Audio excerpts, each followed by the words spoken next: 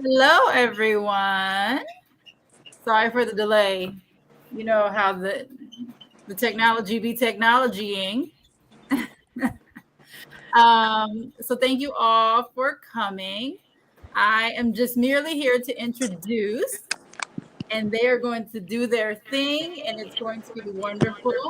Um, Osun Kemibi and Osun Bole are both part of the Orisa Hoodoo Coven and the Orisa Hoodoo Institute. They are rising stars. They're doing a great job. And they each have their little special niche that they are going to get into with you all today. So I hope you all enjoy very much. If you are watching from YouTube, sorry, turn that in. If you're watching from YouTube, you go to the link that's in the description, scroll down to the bottom, and there is links to our Facebook group and our Discord. If you are watching from Facebook, I will be randomly posting the link to Discord in those comments. So everybody enjoy, and you guys take it away. All is one, everyone. I am Osun Bole, priestess in training with Orisa Hoodoo Institute. I am Osun Kemibi, and I am another priestess in training with the Orisa Hoodoo Institute. We are both in the training of Reverend Priestess Osun Funke Yanifa, and today we are going to give y'all a Q&A on anything that you have wanted to learn, or any of your questions or any concerns or ideas that you guys have had about astral projection and lucid dreaming. So go ahead and start dropping them in the comment right now, okay?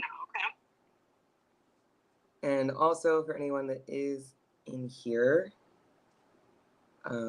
make sure that you let StreamYard see your name on Facebook so that we can know who we're responding to.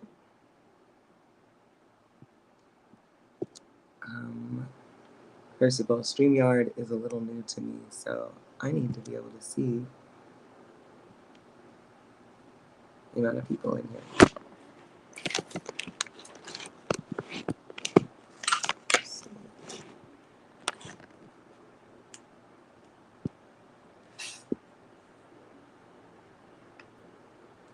I'm going to check the comments to see if anybody started.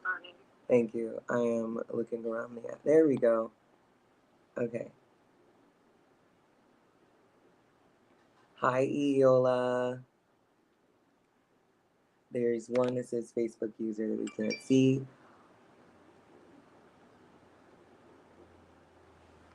Oh, is there a second device causing an echo? It might be like if I'm not muted when you're talking or vice versa. Okay. We may have to do it where whoever's not talking has to be muted to avoid the feedback. Okay. Thank you, because we cannot see that. We can't hear the feedback on our end. So when we're muted, there's no feedback. And when one of us is muted. Oh.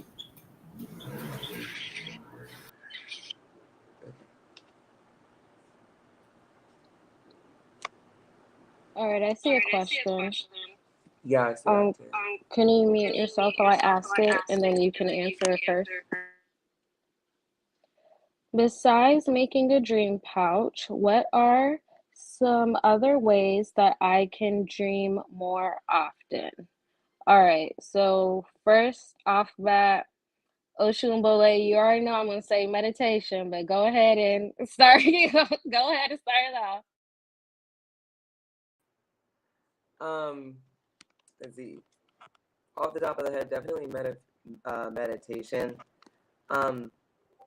So the first thing that comes to mind for me actually is that when it comes to dreaming, or it's really like we're still dealing with neurology as much as it is spirituality. So you want we know certain things about being asleep. Like we know that, there's parts of our sleep where we're more active in our mind, and we know that there's parts where it's like REM sleep, where you're just like, most people or a lot of people don't dream during that state. So first thing I would implore anybody that wants to do any type of sleep work or dream work, like try and get a little burst on what your brain goes through when you're asleep. And as well as, how the old fashioned wives' tale, like don't eat pork before bed, otherwise you might have wild dreams if you eat pig before bed, like that type of thing. Pay attention to what you eat before bed. You want to make sure that you're in a good state to sleep. You want to make sure you're comfortable. You want to make sure you're calm. You don't want to have eaten a whole bunch of spicy shit or a whole bunch of sweets or a whole lot of fat, like right before bed. You want your body to be able to be, like your body and mind to be able to focus on what you want, the dreaming, before you want to be able to set that intention, like at least a couple hours before you go to sleep. Like just try to incorporate normal health stuff that we've all learned, like don't eat this long before bed. Like try to realize, like put that towards the intention of you want to be able to have more control and control over your sleep. So definitely, start with that and praying before bed to have more dreams. Like tell your ancestors that you want to dream more. And 9 times out of 10, I would say that you are dreaming, you just don't remember it. Most people have that issue when it's like, how can I dream more often? Most people, like, it's very hard to just not to be a person that just literally doesn't dream and have that type of neurological pattern. That's not common. And most of the time, it's that when you wake up, you don't remember shit. So that's really what's occurring. So what you want to do is, how can I dream more? How can I remember my dreams more often? How can I have more meaningful dreams? That's really what you're looking for. Go ahead, Osun. And to piggyback off of that, when we are doing sleep work, dream work, astral projection, any of that in the other realm, you have to be precise with your intentions too. So just as Osun Bole was giving y'all the guidelines of, setting your mind to train your brain, like, all right, we're going to dream tonight, talking to your spiritual core, your ancestors. All right, y'all, I want to dream. Make sure you are clear about what you are trying to dream about too, because you can say you want to dream and they just gonna throw everything at you and you're like, all right, now you just wake up just confused and just overstimulated, right? So you need to give yourself the space and the growth to understand what you're asking for, right? And the simple things that you could do is dream journals. Even if you just wake up in the middle of the night and you just dreamed about something random and you only remember like that you were at the store, write it down, because that is how you start programming yourself to actually lucid dream, the waking back up and then going back to sleep.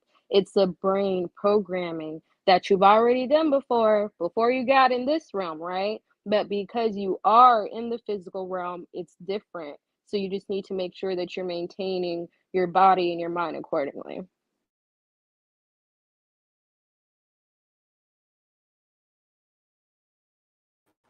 I will add on as well. Definitely, and this goes for many questions about spirituality. Like when you ask certain questions, try to break it down into something less abstract, something that you can get a clear answer. Just to use this as an example, and we can't actually, it says Facebook user, StreamYard, just so y'all know, like if you want us to see your names, make sure that you let StreamYard see your Facebook name, because otherwise it just says Facebook user to us. But for this example, it says, what are other ways that I can dream more often? Again, we're like going back to like, oh, so I'm not dreaming. So, but it's like you are. So it's like, how can I remember my dreams more often? How can I have more vivid dreams? How can I get more messages in my dreams? How can I have prophetic dreams? How can I do lucid dreaming? Like that type of thing is like an action based.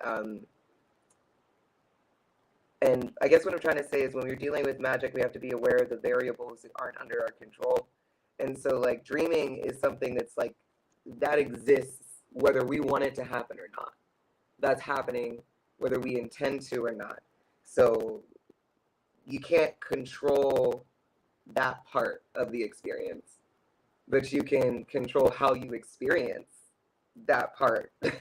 So yeah, like when you're trying to ask stuff, or when you're setting intentions, even like you want to keep a focus on the part that you can directly change, or the part that you can interact with, not the universal constants such as dreaming at all. So that was my first. That's the first thing I want to say as far as like getting a grasp on some of the more abstract concepts that we're discussing.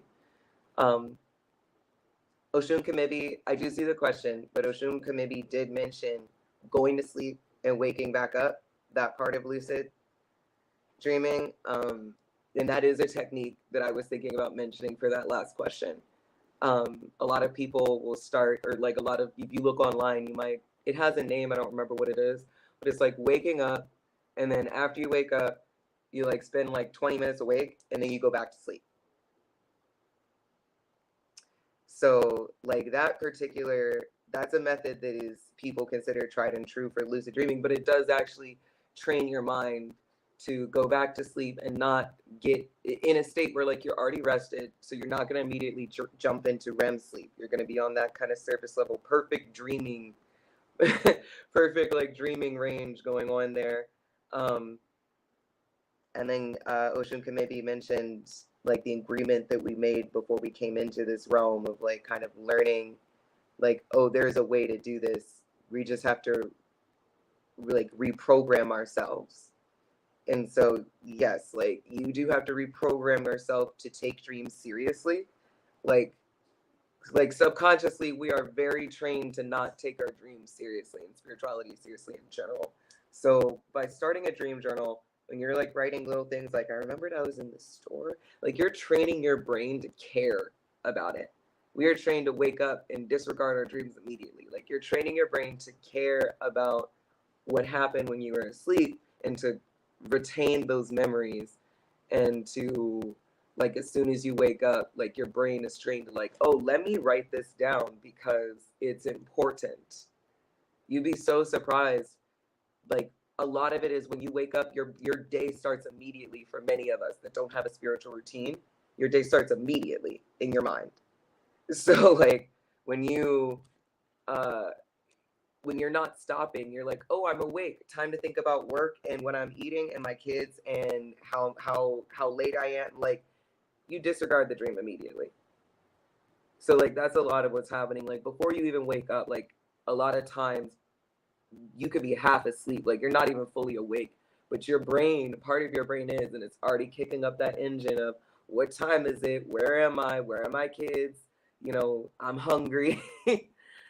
So like that's what's happening most for a lot of us. We have stress-based lives, so you just wake up in it. You wake up in reality. Your brain's like, I'm not thinking about the past 8 hours of nonsense. I'm thinking about, you know, getting ready for work. So yeah, that's the pieces that were coming through to me for that last question. And Ushunka, maybe I don't know if you have any more left with this one, but I know there was a second question about astral projection if you want to move on. Yeah, that last part you said, one of our reflections in the Facebook group, um, loosely had the understanding that I'm gonna read it directly what she said so I don't misquote her. She said, we all do it while the human body sleeps at night or during the day, if you work at night. And I wanted to touch on how that's a common misconception. You loosely did already, but just to go deeper into it, the difference from regular sleep, dreaming, lucid dreaming, astral projection is the intention and the action behind it. So you could dream and you could not lucid dream.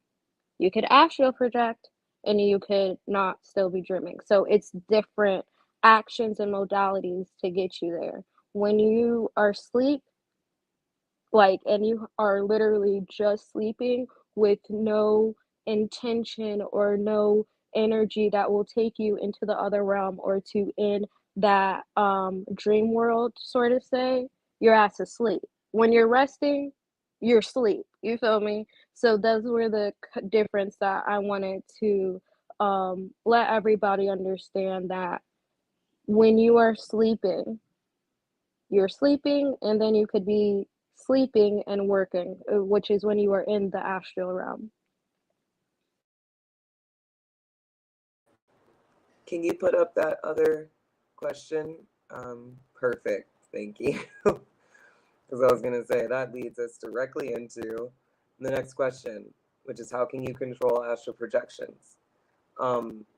That comment in the group was great because it gives us the basis for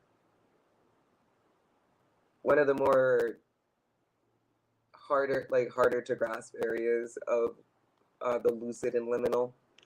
So that is when you are sleeping and okay, so there's waking astral projection and then there's sleeping astral projection.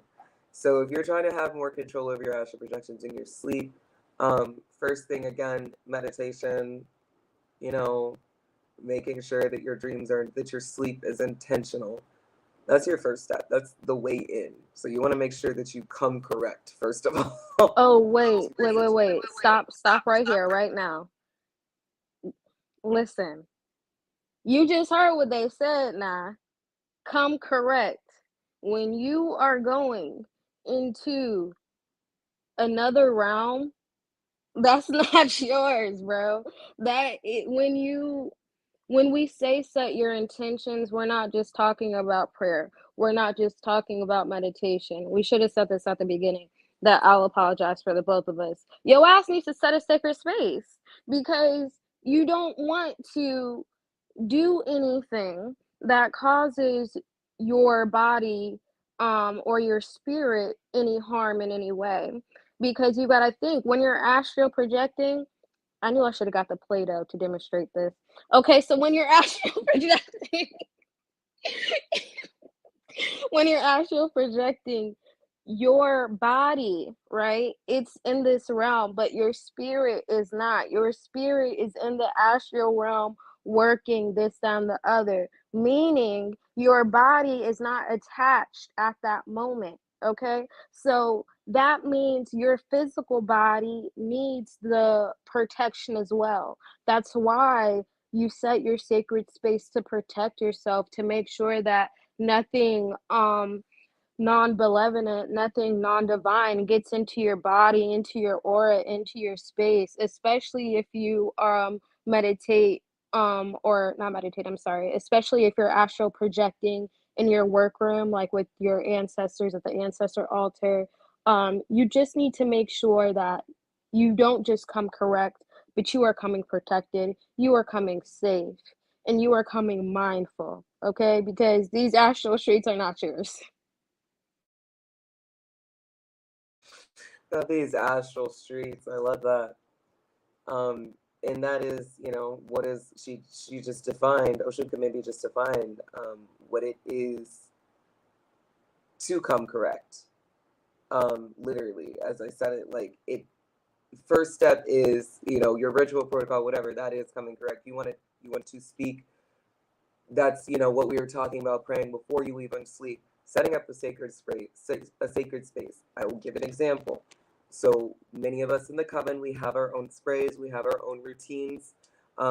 So for some of us, it may be to do some Reiki before bed. For some of us, it may be to meditate and create that energetic space around us before bed. It can be, you know, setting some tones, whatever it is that you do to protect yourself in your sleep. Um, Whatever it is that you, whether it's as well as like, you know, time to put my poppet under my pillow, like whatever, literally it can be anything as long as you have some sort of protection in place. It can legitimately be like, you know, a goon, you know, very specific a goon or at large or it can be whatever, but it needs to be there, period. It's like, you don't want to leave the house naked type of thing. As well as for the sake of as well as for the sake of like added protection. You don't want to, even in the, okay, so this is more about, this part is a bit, this part is like more literal, where you're talking about like how our minds think. When you think astral projection, first thing you think about is my soul has left my body. Is that true? No, that's very surface level of what's actually happening. Your soul didn't just like up and vacate your body entirely. That's not how that works. But the point is that like with any magic, your brain, that's your association. That's dangerous. That's dangerous because when you think of astral projection, you're like, I'm gonna go astral project tonight. In your conscious ego mind, you're thinking my whole soul is out of my body type of thing, instead of like, I'm going to send a part of myself. There's different language, there's different intention. So if that's what that means to you, to astral project, is to like project your whole soul out of your body, and you're thinking like, yes, this is fine. It's like, so you're thinking that you can just leave your body and you'll be fine. Like, I don't want y'all thinking that. Like, that's not, the soul is so much more in depth than that. The process is more in depth than that. That's not all that's happening. That's not what's happening. So you want to make sure that you're not thinking that way, and that you're not going to bed thinking that that's what you're doing, and that you're leaving your body unprotected, and that your body is just empty, just this empty vessel waiting for somebody to blue skidoo into it. Like, you want to correct your thinking, because if you're thinking like that, like, that's like the logic that you're on, that's the vibration you're on, and you don't want, especially since that's not what you're doing, like, you don't want to just be like, body's vacant, anyone jump in, and then like, no, because especially because that's not what's happening. It really is like you're sending part of yourself, you're intentionally projecting a part of yourself into the astral realm, astral projection. Lucid dreaming, you're dreaming and you're kind of like bypassing your ego to be able to just be vulnerable, like as vulnerable as you are in your waking day to things that are happening in your dream. You don't want to, just like you don't go walking through these non-ethereal streets without protection. You don't want to be walking through the astral streets without protection. How many of us have had an anxiety dream that we woke up from and we was just stressed all day or all morning? And that's like not even with lucid dreaming. That's like you're like, oh, that felt that. Now imagine if you didn't get to say, but it was just a dream, and just like forget it in 5 minutes. Imagine if you just like, your brain thought that really happened to you because you were present for it fully and vulnerable for it, and you weren't protected. Like, it's going to be much worse. You're going to be like, the anxiety attack that you're probably going to have waking up if anything goes wrong. You know what I'm saying? So you really, really want to keep yourself protected, as well as, when it comes to that, by setting that space, light some smoke, spray some Florida water. I spray my sheets. I have several like sprays that I use because I love scent and aerosol. That's one of the, straight to my brain for me. My brain immediately goes, I smell that, I'm protected. Like, that's just how my brain works. So that's how I can set my space very easily. I'm laying on my pillow, I smell it going to sleep, I'm protected. That's all my brain needs to know and to proceed with that shield on. So yeah, we did kind of mess up a little bit by not starting there with any of the questions. It's like, what does it even mean to set a space? Why is it important? And why do you not get to pass go until you do that? Controlling, like, again, when it comes to the, like, how do I, like we said, it depends on if you're doing sleeping astral projection or waking astral projection, but we gave a lot of basis for like how to have more control over the sleeping aspect. And I feel like when we address lucid dreaming more, we'll touch on pretty much everything else for sleeping astral dreaming. But waking astral dreaming, I'm gonna pass it off to Osun Kemibi in a second because this is heavy meditation based. Heavy meditation based. If you want to be able to get your brain into, what is it, delta? The waves that are necessary, delta wave, into a delta state, so that you can be awake and in that state and projecting yourself. Um, that's a really meditation heavy thing, because at least when you're asleep, your brain, your body kind of disables your ego to a certain degree for you. So you don't need to meditate, because sleeping in itself can be that, like, can fill in those blanks a little bit for you. You can leave, you have your, it's easier to engage with the astral realm because you're asleep. And now you have to like mimic that while awake. That's very hard for people, but Osun Kemibi is pretty much an expert and loves the meditation aspect. So you go ahead. I just want to plug our coven real quick, because another reason why I love the meditation aspect is because right after I got my Elekes, I was able to astral project so much quicker. When I tell you time travel, and that I want to say it was like 2 weeks. I'll look to see when I made that testimony, but it was literally so, I can't even describe it. And that's mainly due to all the meditation that I was doing. And it's funny because when I train my brain to astral project meditation, it's much easier for me than regular meditation for some reason. I don't know why, but I think it's just because I know that on the other side, I'm about to enter a whole new world. um, so I know that I can't enter that world without, like you said, coming correct. Um, you don't just want to protect yourself physically, but also mentally. That's why the meditation aspect is important. Before you actually get to the state of astral projection, it's a lot that your mind will be going through. And it's a lot of fortitude that you need to be persistent in as well.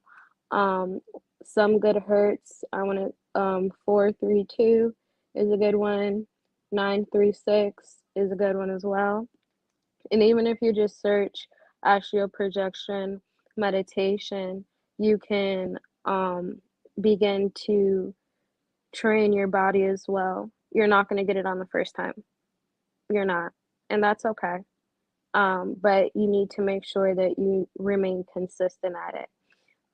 When you are meditating, you are like Osun Bole already said, you're smelling all your smells. Lavender is really good, especially for beginners, to implement that sleep aspect, and that's because of the serotonins and the ions in the brain as well. Also correlate lavender with calming sleeping. Lavender also allows for the divinity and psychic ability aspect. You can also add rosemary to that as well. Rosemary, myrrh, and lavender would be a great beginner incense. That's a gem. Write it down. You're welcome. Um, you can either burn that, bathe with it, put it in a dream bag under your pillow. Make sure that your intentions are clear. Make sure that your intentions are to protect your mind, body, and soul. Make sure that your intentions are for healing, because we'll get to this later. But astral projection and lucid dreaming is also a form of spiritual hygiene and health, too, mainly because a large part of that is the meditation aspect of it and understanding the discipline that you need to do to get there, right? Because once you actually get to a state of um, astral projection, once you're in that realm, it's a whole new ball game, right? And that's when you need to be able to listen to your Ori. You need to be able to listen to your ancestors, your core, and how they work with you and show up in your life and in your dreams.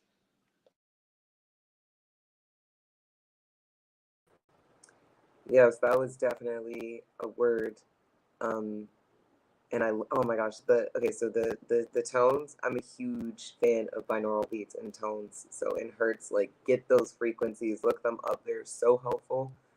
If you find yourself, if you're one of those people that's sensitive to like Tibetan singing bowls and those like meditation videos online where it's just like really nice sounding repetitive tone, usually related to a chakra, like if those types of things appeal to you, if they calm you, look into look into setting up a routine of tones. So for me, I have an app. You can easily look up a binaural beats app, and you can just, a lot of them are already categorized as what they are. Some of them are for lucid dreaming or deep sleep, relaxation, inflammation, all of that stuff. You just press a button, and you can even play it underneath your music. So I'll have Spotify going, and I'll have my tones going, so that even as I'm listening to my music, that tone is constantly going, and it really, really helps. That is pretty much hands-free conditioning of your mind, reprogramming of your mind. So take advantage of that. I'm sure you probably have seen those numbers and been like, I don't know what the hell these mean. That's what I'm telling you. It's not as hard as it seems. Get an app that already categorizes it for you and just start. It really helps. And then lavender, these herbs for beginners. Howlite is a great is a great crystal for beginners. Howlite, for any type of dreaming, mood control, ego control, or that type of thing, especially during the sleep. So you can put howlite under your pillow. And additionally, one of the things that is a foundation, aside from setting your space and coming correct, one of the foundations you want to keep in mind is everybody does it differently. We're so, like, especially as experienced priestesses in training, this is kind of like beginner things for us. So we have to remember, like, oh yeah, there was a learning curve back there. Like, the most common one is you see people, not everybody has to ask these questions, it seems. Some people, it's like nobody ever taught them. They just are good at it. And guess what? I'm one of those people. And do not envy paths that are not yours. Because I wish I had just had somebody experience to just be like, oh, this is what this is how this works. Here's how to protect yourself. I just had me and my ancestors. And then ancestors was sending me to people so I could tell them. So, like, you don't know what people go through. You don't know people's dreams. That's another thing too. This is like one of the most vulnerable and sacred and awo secret parts of our lives is what happens in our dreams. This is between you and your Ori, to be honest, and your shadow, because it's like the manifestation of everything that really do be going on up here and in here. So, when you see that people get it easy, when you see that people don't dream, when you see people do dream, like, don't stop comparing yourself. It's foolish. It's not gonna help you. So some people are gonna be the type where it's like they can just do it. It's like they don't consciously protect themselves. They don't consciously have to do these things. You don't know who that person was before they came into this life. You don't know who their parents was and what they had to pass on to their Ori. You don't know that person's Ori. You don't know that man. Like, you don't know him. Stop trying to, try to figure out, like, what does it mean that they're good at it and I'm not? It just means that you're human and that you have your own bag of stuff in spirituality, just like everybody else. So that person, maybe you got a lot of people out here who can do it and can't control it. You got some people who have just always been able to control it, but you don't know what else is going on in their lives or in them dreams. Them dreams could be wild and like, you don't want their life. And honestly, we all have to go through these things at a pace that best suits us, so that we can really learn what we need to learn, so we don't skip anything important. So just take your time with it. If you are somebody listening, or somebody, if you're listening for somebody that dreams lucid and can control it, and it's just like, you know, you're like, damn, like, how do they do that? How are they doing that? Or if you're listening because you can control it and you want to be able to explain to somebody else so that you can help your friends because you've been doing it for years and you don't even know what you're doing. Like, that's also very real. So realize that, like, those people, I couldn't explain it to you for years. For years, I wouldn't have been able to explain this to you. Like, I just would have been like, I can tell you what I experienced, but I can't break it down. I can't tell you how to do it. I can't help you. I can barely help myself. I'm figuring it. I am raw dogging it, like, and it is wild because I can't ask anyone. Um, you don't want that. So just first step, aside from setting your space and basics of sleeping, period, and entering the astral realm, because that is, again, we don't have a choice in that experience. If we are sleeping, we are entering another realm. It just is what it is. So that's one of those things you can't change, like dreaming. So you want to change how you enter the astral realm because you can't change that you're entering it. So that's, again, that was the step one. But the other step one or step two, I guess, is again figuring out what your system looks like as you're starting. When you're starting, where are you? Are you really just starting from scratch? Are you somebody that's like, well, I used to lucid dream when I was 13? Like, where are you starting? Do you already have a routine? Do you already have good sleep patterns? And you're just like, well, damn, like, what do I do now? Are you somebody that's aware that you've been astral projecting for a while and you didn't ever think like, oh, should I be praying? Because I never had to before. That's real. That's okay. Like, that is real and okay because our brain works that way. You're like, if it ain't broke, don't fix it. Like, oh, I didn't know I had to do something because I was always fine. So you want to figure out, like, oh, am I one of those people that my ancestors have just been doing it for me? Or my Ori has just been, like, protecting me? Am I one of those people that's like, no, I hate when I find myself lucid dreaming, or I hate that anxiety during the dream, or I hate getting sleep paralysis because XYZ, like, because I don't feel protected, you know? You got to figure out where you are because that's going to control your next steps. If you're somebody that's already feeling mighty protected when you sleep and you feel the results of that, then you're not going to spend a whole lot of time on warding. You're going to like be praying and stuff, but you don't deal with like nightmares or sleep attacks. If you're somebody that's dealing with sleep attacks and nightmares and stuff, then you're probably going to need some more work before you feel comfortable in this, and that's natural. You're going to want to start with warding. You're probably going to spend a lot more time on meditation and warding because you can't even approach the starting line because of some stuff you got to deal with. And then aside from that, your waking day ego, something I mentioned before. Your ego controls everything in your sleep. Truly, like, your ego controls how your day goes, and how your day goes often affects your stress levels by the time you sleep. So that's just surface level.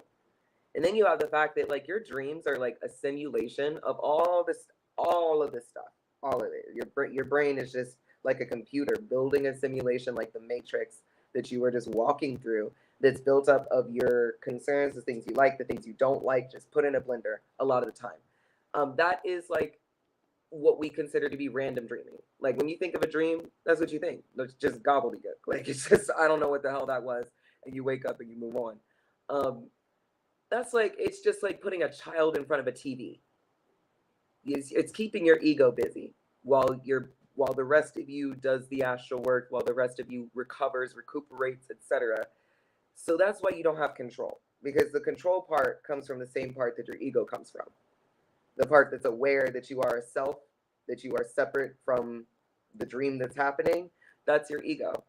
So if you're somebody that isn't awake, that don't, spend time being woke in your waking days anyway, and your waking hours anyway, then when you go to sleep, you gonna be the toddler in front of the TV. You just are. Because it's your break, you gonna be like, ooh, it's my favorite show. And it's like your brain is just gonna take advantage of that break because you don't give yourself a meditative break any other time. So that's what's going to happen. And you're going to be like, I feel like I can never control him. Well, this is a huge reason why. And living in the US and with grinding mentality, I don't know anybody who don't really suffer from that or isn't going to be approaching this with that learning curve of having to get your stress under control, get your ego under control, and your self-care, your shadow work and stuff, so that when you are asleep and you have even less control over shit, you're waking up in your dream, waking up and aware of stuff. You can have the solidness of self, the internal peace that usually comes from practice meditation, to be able to start thinking consciously during a dream. So you can consciously start to go, you know, am I, and this applies to astral projection too as well, you know, because that's going to feel like a daydream a lot of times. Like, how do I know when I'm dreaming versus lucid dreaming? How do I know when I'm daydreaming versus astral projecting? Like that type of thing. You want to have the trust in yourself, the ego. You want to be tight with your shadow. You want to be confident enough in yourself to be able to know, like, nope, I'm dreaming. Why? Because I have that type of relationship with myself, I can tell. Or nope, I'm astral projecting. How do I know? Because I keep my mental health in check, because I'm having a good, like, there's no reason why I would just be hallucinating or daydreaming. I know myself well enough to know that this is astral projection. That's a huge thing, because you want to be able to kind of realize that you're somewhere else without your ego going, oh no, I don't have control, and yanking you back into your body and into your mind. And the same goes with lucid dreaming. You want to be able to have a good enough relationship with your ego and with your internal protector, with your shadow, that you can wake up and be like, or something can happen in your dream and be like, wait, that's weird. Like, look, my nails. When I woke, I was lucid dreaming the other night, and my trigger to realize that I was lucid dreaming in that particular instance was all my nails were gone. And I was like, what the fuck? I just got these bitches done. And then it'd be like that. And then I'm like, oh, I'm lucid dreaming. That's what's happening. And like, you know, I just get into the motions because I have my own routines. But it's like, you know, to be able, that's when your ego kicks in. You're like, I paid good money for these bitches. When did these fall off? And then you're like, wait, okay, that doesn't make sense. You're right, that doesn't make sense. So I'm dreaming. I'm gonna hand it off to Osun Kemibi. Yeah, I want to find one of the comments in the chat. Let me see, because it said something about having a familiar, like how you just talked about. Okay, so we will talk about more about familiars and things like that in our class next week or the week after next. But it says a way I would wake myself up lucid dreaming while still dreaming is by picking up an item and trying to read the back of it, because it would be scribbles or a mimic of what your brain knows it's supposed to be there. And that's another, thank you, Priscilla, for putting that. It's another way to make sure of, are you here or are you not? Are you somewhere else or am I not? Right? So making sure that you have your familiars and what that looks like. Again, our class will post the link to our Facebook. So you guys can register for that, so you can get more understanding on a deeper level of what astral projection and lucid dreaming looks like. Also, when you spoke about traumas and triggering and anxiety and what that looks like, one of our reflections on Facebook commented, so I said, are y'all ready to astral project? And the response was, if already done out of trauma, how do we intentionally do it? So Osun Bole has already spoke a good amount on the benefits of meditation, the benefits of shadow work in layman's terms, the benefits of checking yourself. The A and ATR is for accountability. It doesn't matter if you listen to Ez Osun Bole Egbe, tell them. You have to be understanding that even though it's sleep, it's still work, baby. That's why you are setting your sacred space. That's why you are setting your intentions. That's why you are praying. All the things that you do before you do regular magic, anyways, yeah? So that is another thing to keep in mind, that this is a practice. And when you're practicing, you're gonna mess up sometimes. In this sense, it's okay, I didn't make it to the astral realm, or okay, this time I wasn't really lucid dreaming, I was just regular dreaming, or I didn't even dream at all. My ass was just asleep because I was tired. You feel me? So it's just understanding where your body is at that moment, understanding your intentions that you set forth. So if you have it in your mental that fear, Ifa says that to have no fear. So, but if you have fear, even though you ain't supposed to have it, in regard to astral projection, it's not going to be what you need it to be, and it's not going to be a pleasant healing experience as it should be. Me personally, I love the astral realm because y'all know I'm medically disabled and y'all know I'm chronically ill. But guess what? In the astral realm, my ass is able bodied as hell. Okay, I'm doing cartwheels, flips, anything you can think of, I'm doing it with nothing. So, what I want you guys to understand is understanding how your traumas affect you. Don't understanding how your traumas and egos affect you in the present realm. All is one. So, how do you feel like it will affect you in the astral and spiritual realm? That's why it's a good thing to make sure that you are doing your maintenance of spiritual work. Make sure you're doing your maintenance of ego checks. Make sure you're doing your inner child healing. Make sure you're doing those check-ins. So when you get to the astral realm, it won't be anything scary. It won't be anything unfamiliar. It won't be anything that is causing you to be out of a misalignment of high vibrations. And that's what we really want you to understand, that astral projecting and lucid dreaming is such a beautiful experience.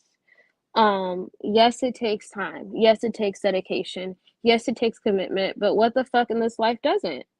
Like, really, you cannot advance in any level in your priesthood, even if you're not training to be a priestess, even if you're just a regular ATR practitioner. You can't advance the way that you need to, the way that your bloodline leads to, if you aren't being who you need to be. So the same action that you are making sure you are healing from your traumas from X amount of years ago, you're doing it the same, not just for your peace of mind, but also for your piece of projection for when you go to that realm.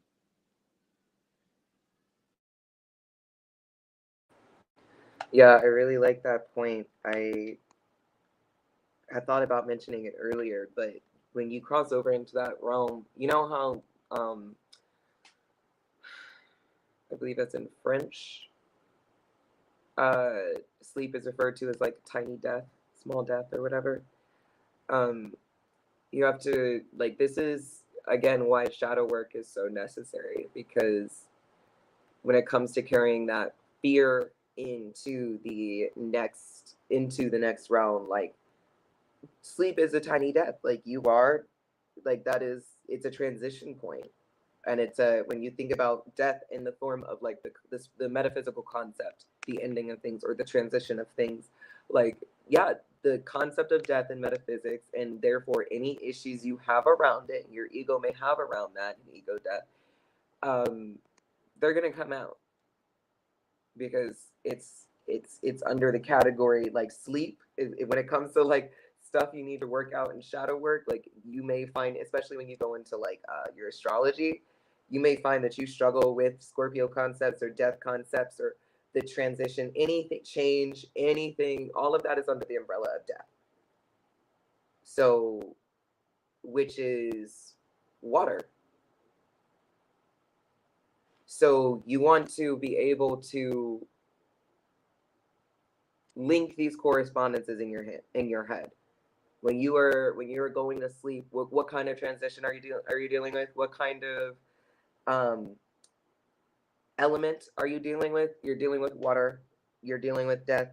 You're dealing with transitioning, and you're dealing with any issues your ego might have dealing with that subject. And for humans, that's like the hardest thing, transitioning, change, and death.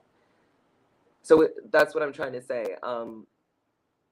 And for other people listening, if you guys have done plant medicine and you understand what thresholding is, under the umbrella of death, sleep, and you want to sleep and waking up into lucid dreaming, astral projection, all of that under the umbrella of thresholding, of death, of dealing with that transition, of ego death specifically. So yeah, if you have issues relinquishing control to spirit, you're going to be struggling, because what do you think the astral realm? Who do you think controls the astral realm? Like, that's spirit. You are going into the water, into the spirit realm. And so any fears you have around that it's gonna stifle you. And here, as this question is up by Tatiana Crawford, when in the realm, is it possible for other entities or even people to take over your physical form, kind of like a Freaky Friday ordeal? Before I decide to go to the next step, I need to know every little detail, even if it doesn't go that far. You are well equipped with the sense God gave you, so I applaud you. Girl, listen. Look, you're asking everything you need to know. Because when I said at the beginning, people be in these astral streets and then be acting why things happen, it's because they aren't taking the precautions, right? You can go ahead, Osun Bole, but I had to say that because it's just like anything else in spirituality. This shit is real. Whether you believe it or not, it is. Exactly. And it is really refreshing to meet or to encounter folks that aren't trying to rush in Tumblr witch style and just like actually trying to learn things step by step, you know, Pinterest witch, Tumblr witch, Twitter witch, like actually trying to like, no, fuck all that. I want to learn how to not be caught slipping. That's fair. That is what you should do, and everybody should be doing that. It's a slow process, but again, like we talked about entitlement in the comments, people are entitled to feeling like it should be easier for them, or that it should just be like, oh, I don't need to learn everything I need to know. I should just be able to do it, like almost like gifted child syndrome, but like not even that deep. Like, just people are just like this, so they feel like, oh, I should be able to be good at this. This should be easy because it's to them it's like an abstract concept. So they just like, oh, there shouldn't be anything to it. No. I appreciate as well that this type of questioning and this process, you don't have to directly go, oh, what shadow work do I need to do? Oh, how do I take this more seriously? Like, you are taking it seriously. You are actively trying to eliminate fears. You're actively trying to eliminate any irrational thoughts. You're like, I need to make this as rational as possible. So that's a type of fear that can get in the way of both lucid dreaming and astral projection.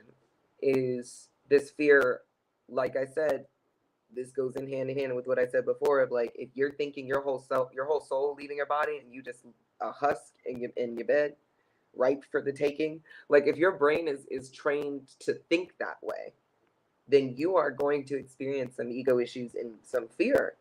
And also you might attract something negative, because this part's always hard for the masses to understand, but you know, when it comes to manifestation, creating our own reality, thinking, like, that's a type of manifestation, thought manifestation. Like, we know that that's a thing. So if you have been programmed since birth or whatever, since a young age really, to think a certain way about your body and how that door opens and closes, like, you've trained yourself to think, oh, I'm sleeping, I'm leaving my body, the door is open, you know, like, not because you thought that's the best way to think about it, but because you've just kind of been subconsciously programmed to think that that's how stuff works. And that in itself is a trap. Because, oh, I'm glad I said it right. That in itself is a trap, because you are, like, you're writing your reality. You're writing it. you're creating your own script. You're going, what opens the door for people to come in or for spirits to come in? Sleeping. Like, that's not true, but you wrote that. You've also said that. You've thought it. That's what you think. That's what you're living, because that's what you think. So that's a huge reason why the reprogramming is so necessary, because especially when you're sleeping, like, you can't go back and change it in your sleep. I guess is what I'm trying to say. Like, once you're asleep, you can't like change it because you're asleep. So like, you want to make sure that you are doing as much as you can before you go into that realm and relinquish so much control. So is it possible?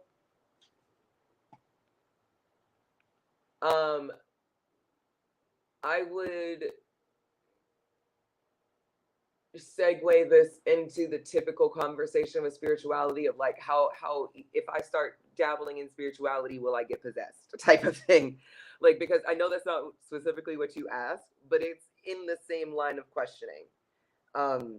Because it's like, is it, am I going to get, it's essentially, am I going to get possessed doing this spiritual work? And I would say that the same way I answer that on a regular basis is like, everybody is so different. Like, anything that you think is a blanket statement or should apply to everyone, anything, literally anything, erase it. Just tell yourself, okay, that's a part of the population, but that's not even the mainstream, especially if you're just new to this type of stuff. So really, it's like, if people are out here getting their, soul violated or whatever by entities and shit, like, there's a reason why. It's not just because they decided to lucid dream. So like, that's another thing. That's what I'm trying to get to. That's the root cause of the fear that I'm trying to get to.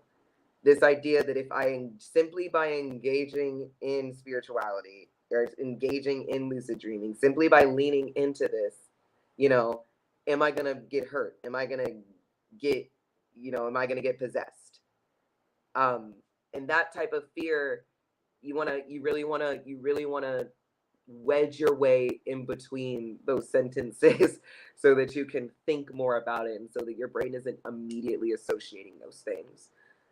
There are many reasons why people, like, I'm not going into it because it's not super relevant, but it's like, there's many reasons why people can experience spiritual attacks or imbalances or what they feel like is entities trying to take over them, fighting for their life in their sleep. Like, those types of people, that's for a reason. Like, they have so many other things. Yes, that's a great way to put it. Fearful thoughts create fearful forms. There's so many reasons and other things going on in somebody's life. If that, like, nobody, I can say pretty confidently, nobody is just like, simply because they astral dreamed or simply because they leaned into it, that's what happened. Like, it's rarely that. It's usually with spirituality, especially, it's like, no, you was doing something you knew better than to do. Like, you was messing with the Ouija board and then something happened. You didn't just lean into spirituality. Like, keep that in mind.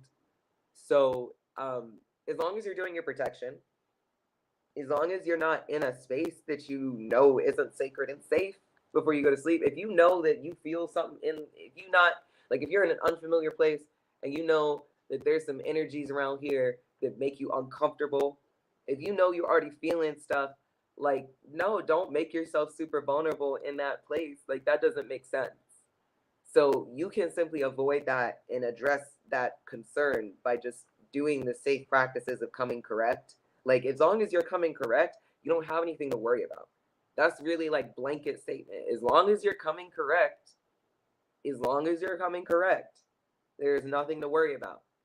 If you are praying beforehand, just like any other situation, because your brain needs to know, no, I'm protected because I prayed. No, I'm protected because I smell that lavender. No, I'm protected because I know I'm protected under God. Like, whatever it is, as long as you do those steps to get your brain into that mindset of knowing it's protected and that it's fine and that nothing is happening during this dream state that isn't coming from spirit, like, you have to get yourself used to that thought form.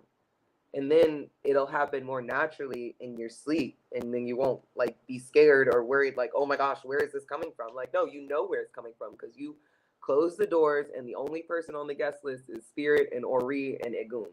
So there's nobody else, there's nothing else that can get you. It's by thinking that something can get you is how you let people in. Like that's the kind of, like I explained before with the thought forms, like that is a huge thing. Like when you think you're not protected and you go, oh my God, I'm not protected, you're saying, oh my God, I'm not protected.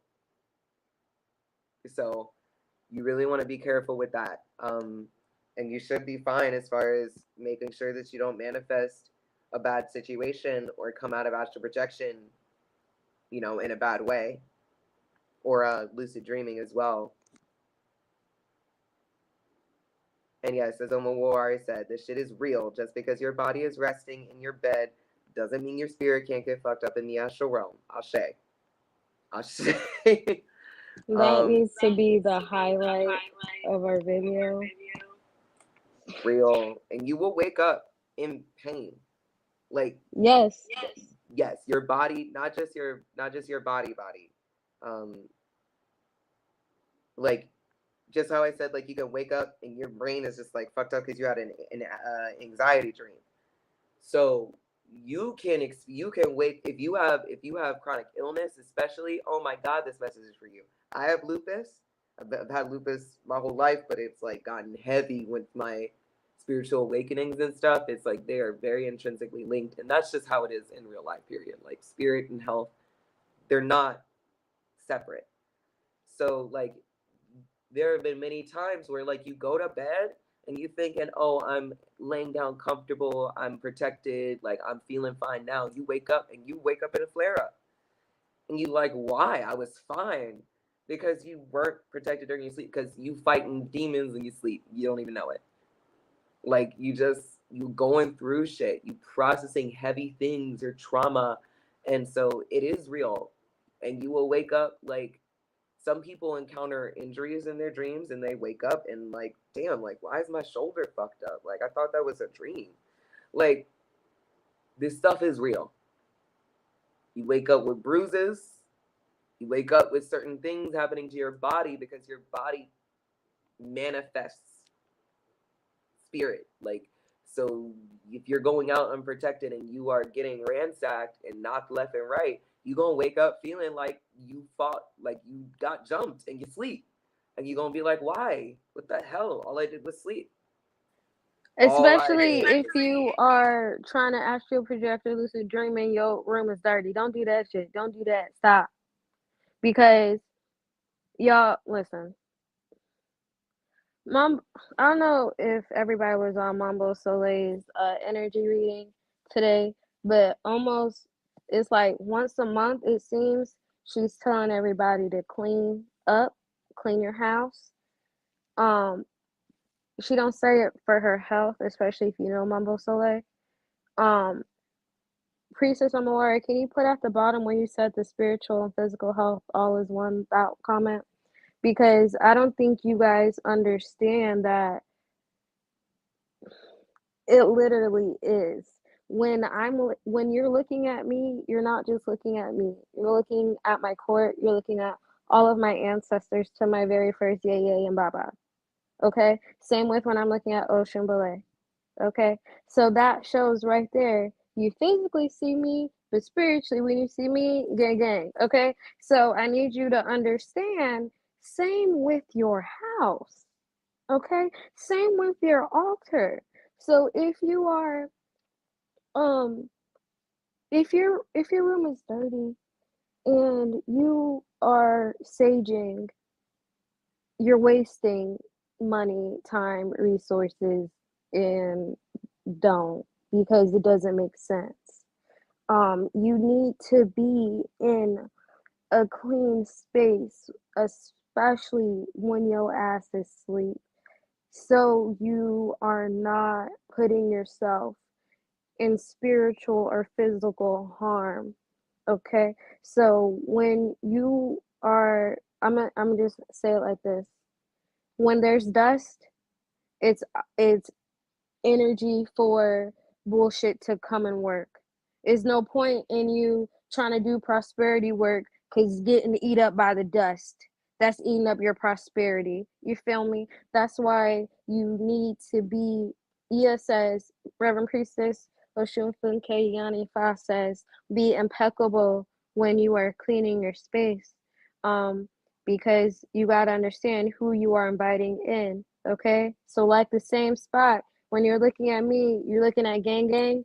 Same thing about when you're working with them too. So if you want them to really show up and show out in your life, and you feel like you're doing all the things, but your room isn't clean, but your bed is with sheets from 2 months ago, your pillowcase hasn't been washed, what the fuck? Especially if you tried to put a dream bag inside of that don't do that, okay? So when I say really understand that all is one, anything you can think of, that's all, and a reflection of that's the one. Okay, so I was trying to behave, but as you know, you already know you can't sit next to me in church. So I just, not the dust bunnies robbing you. Hello? Please don't get your blessings jacked by the dust bunnies in your home. Okay, that's the key. First of all. Second of all, get all that shit up out your bed. Stop sleeping with shit in your bed. Okay? If you can have comfort items, but why are there plates in your bed? Why do you have paperwork in your bed?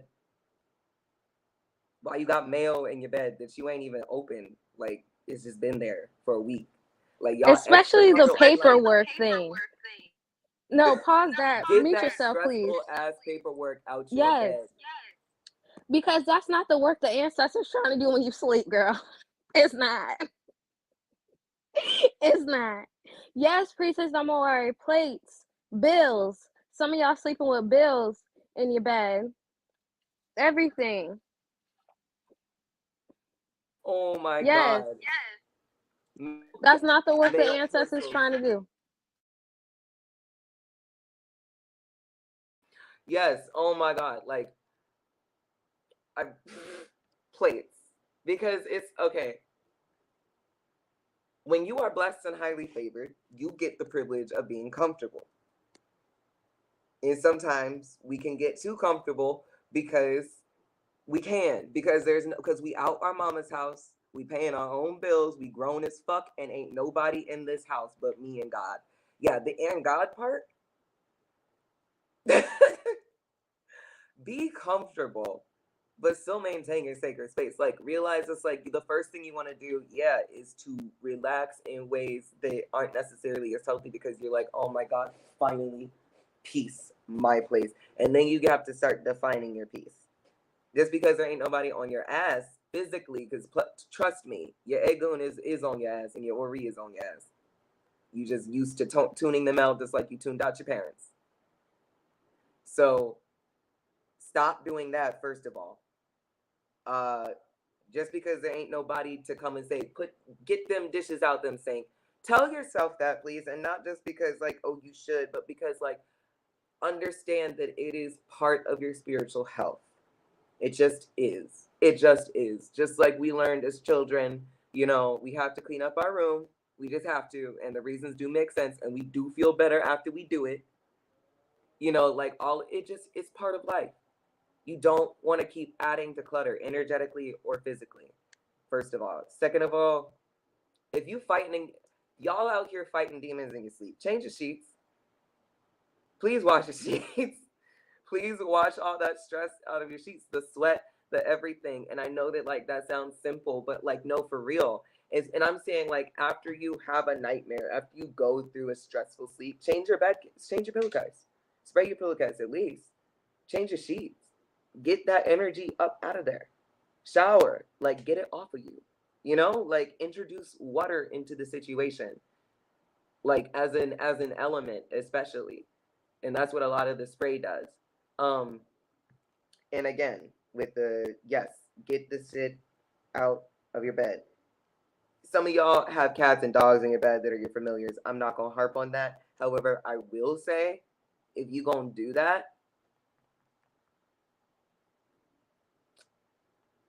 just as nicely as possible, please care about what your animal or your familiar is bringing into your bed.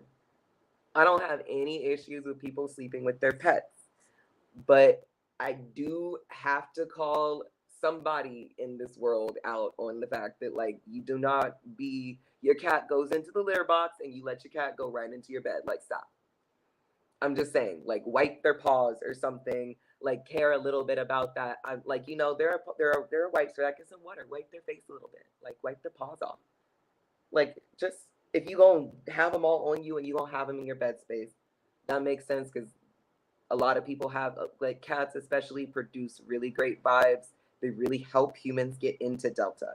So I'm not telling anybody not to sleep with their pets, but I am saying to at least like brush your cat off, wipe your cat off before you just cuddle up with them on your fucking face and shit. Like before you let them on, don't let them on your pillow.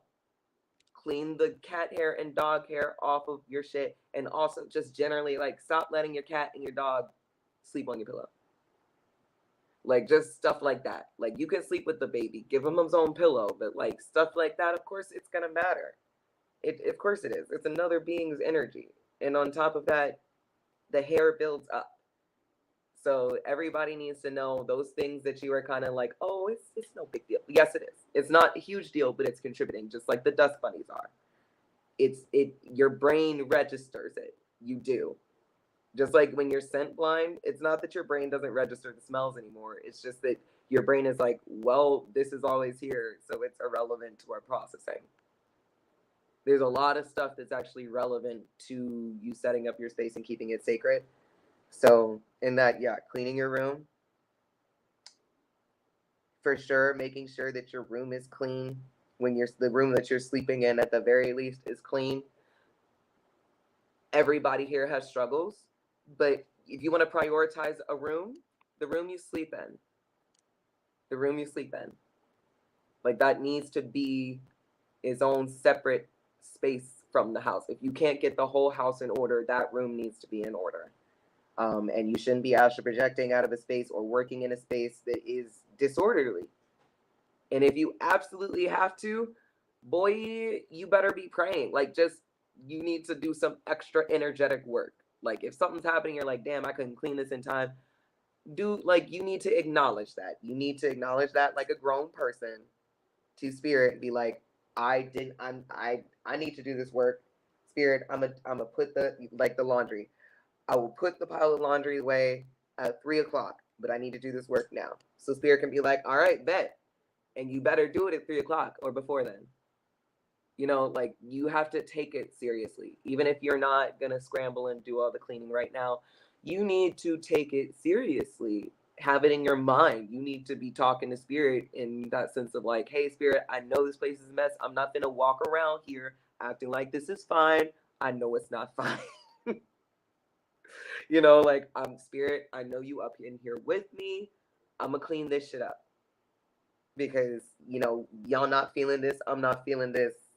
It acknowledge it. And that's on some mental health recovery based shit too. And that's just a cross section of my professions as a counselor as well. Like the majority of spiritual work and like, how do I do XYZ? It's like the majority of it is found in recovery based work anyway. So telling yourself, getting yourself used to these mindsets, cleaning up your space, all of that stuff. Don't that sound like, when you start learning about your mental health and depression, don't that sound irritating? Because it's the same thing. It's the same thing. It's correcting misalignments. And any type of disorderly space is going to be out of alignment. And it represents you. Your home represents you. That's an easy trick back when I was beginning, before it was as easy to keep all these concepts in my mind. Look around your space. The state of your home is the state of affairs internally. It just is. So if you ever thinking you fine, like, oh, I'm fine, you looking around, your home is a mess, you're not fine. And that's okay to acknowledge. but like realize that that's linked, that like if you can even right now, like just link those two right now, it'll really save your life. If you struggle to see how you're doing, and if you struggle to see how other people are doing, like realize that their home is an extension of their self. So if your house is a mess, like you're out of alignment because your house is out of alignment. Same with like stuff like finances. If your finances are out of alignment, you manifest out of your heart chakra. You manifest out of the same core that we associate with like emotional wellness. So if your money's not right, you're not okay either. So that it's hard to not go off on the recovery tangent when we're talking about dreaming and astral projection, because shadow work and recovery work are hand in hand. They pretty much are the same thing. It's like shadow work is inherently a part of recovery work, is what I'm trying to say. And when you want to teach somebody, like if we want you to be as good as possible, if we really care about y'all like getting good as fast as possible, then we're gonna harp on recovery and shadow work, because that is the quickest, most intense, rewarding way to cut through the bullshit and get to what you want out of this. Osun Kemibi. You said a lot. It was all beautiful. Everything needed to be said. Before I speak on the last part that you said, because that was a very important message to the community. Mental health is real. The maintenance of mental health is real. The accountability of mental health is real. And personally, that's why I enjoy being in the coven and having our egg bay, because you know, egg bay phenomenon, how that's been working, and you know how we have been just working in the coven all together. Get an accountability partner. Get in a space where you feel supported, because when you're not supported, especially in this life, it can really mess with you. And the last thing a child of the diaspora needs is any more stress. So don't stress yourself out, especially when you know some of the things that we talked about: depression, cleanliness, um, determination, consistency. These are all things that we had to struggle to get there so we can speak to you now, or else Ia wouldn't let us. And neither of our elders would either. So that's something that you guys really need to understand, that community in this life is so, so, so, so important. So that's my plug on that. But back to what you said earlier about the pets, my son. If you are new to astral projection, meaning if you have not been actively practicing astral projection or lucid dreaming within the next, within the past 3 years, don't try to do that shit with your pet. So get the pet out of the bed, because first of all, your pet's not praying as consistent as you. Your pet is not taking spiritual baths. Your pet is not fasting. Your pet is not doing all the things needed to have a healthy, productive, spiritual experience. We spoke on, if you don't take anything else from this live, I'm gonna say that 5 times, because that's how you know everything we're saying is important. So if you don't take anything else from this live this time, understand that this is work, right? So if you are saying, okay, yo, Ocean, maybe Ocean Bole, I don't know nothing about astral projection. I'm hearing what y'all saying. I'm still trying to get there. Why would you bring your pet in the same room as you? Why is your pet at the altar with you? You get what I'm saying? That doesn't make sense. Because you got to understand, you have got to be protected. What do they say when you're in the airplane? You got to put your own mask on first, because you got to think you're doing this so you can teach your children. so they can teach their children how to do it. This on the other. You're not teaching your pet. Get your pet out your bed when you're trying to astral project and lucid dream, especially if you're a beginner. And on the topic of pets, I think maybe one day I'll do a class on like familiars, because that's been such a, thank you, Priestess Warren. I probably do a class on familiars as pets and stuff, because that's been like a very heavy focus for me since I was a child. Because I've always felt that connection with animals and my pets. So that's another reason why I'm like, the reason why I phrased it like that, what I was trying to get to, that Osun Kemibi really like better leads into, is you are not, if you are just now getting on top of your spiritual health, you are most likely not on top of the spiritual health of your animal. You can be. It is possible. But what I meant when I was saying wipe the paws, wipe their face, like, this is the amount of self-care that you're putting in to be able to do this and to be able to consider yourself within proper vibration and alignment for your own life. Like, if you're not if you consider your pet an extension of yourself and you're not yet ready to extend that level of care onto that extension of yourself, it's like you still have to, like, you can't just get lost in the sauce, like, what is it, live, laugh, love type of spirituality. Like, you have to think consciously and scientifically, because magic is science. You need to keep track of the variables at play. You need to know why. If you want to know why something is happening or how to do it better, you still need to start somewhere with an if then because, and start building from there. Is it like, start without the cat, in the room. And then maybe after you figure out what your baseline is and what your controlled variable is, like, then you can start adding stuff. You can start adding stuff to compare. But a lot of people just want to throw everything into the pot. Like, no, you need to go step by step. Pet health, yes, live, laugh, love, spirituality. These Westerners love that shit. Anyway, yes, especially the clear folk. When it comes to pet health and familiar health, that is like something that's huge to me. I've never been one of those people that's just like, that's a dog is a dog, that's a dog, and like, we, especially with Black people, we have our own healing to do. So when we struggle to heal ourselves and when we struggle to see ourselves as worthy, and like when we struggle to humanize ourselves, then we also tend to struggle with seeing the value of other life that has the potential of being below us. And that's a human thing. That's not a Black thing. That's not even that's a human thing. So when you have an oppressed peoples, you're going to see it more. So a lot of people, a lot of Southern Black folk, especially, like, grew up with the dog is never in the house.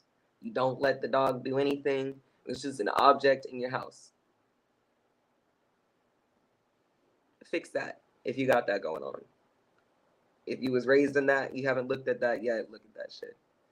Second of all, if you do have an animal and you're thinking, like, a lot of us will be like, oh, we'll never do that, but we still haven't stopped objectifying our animal.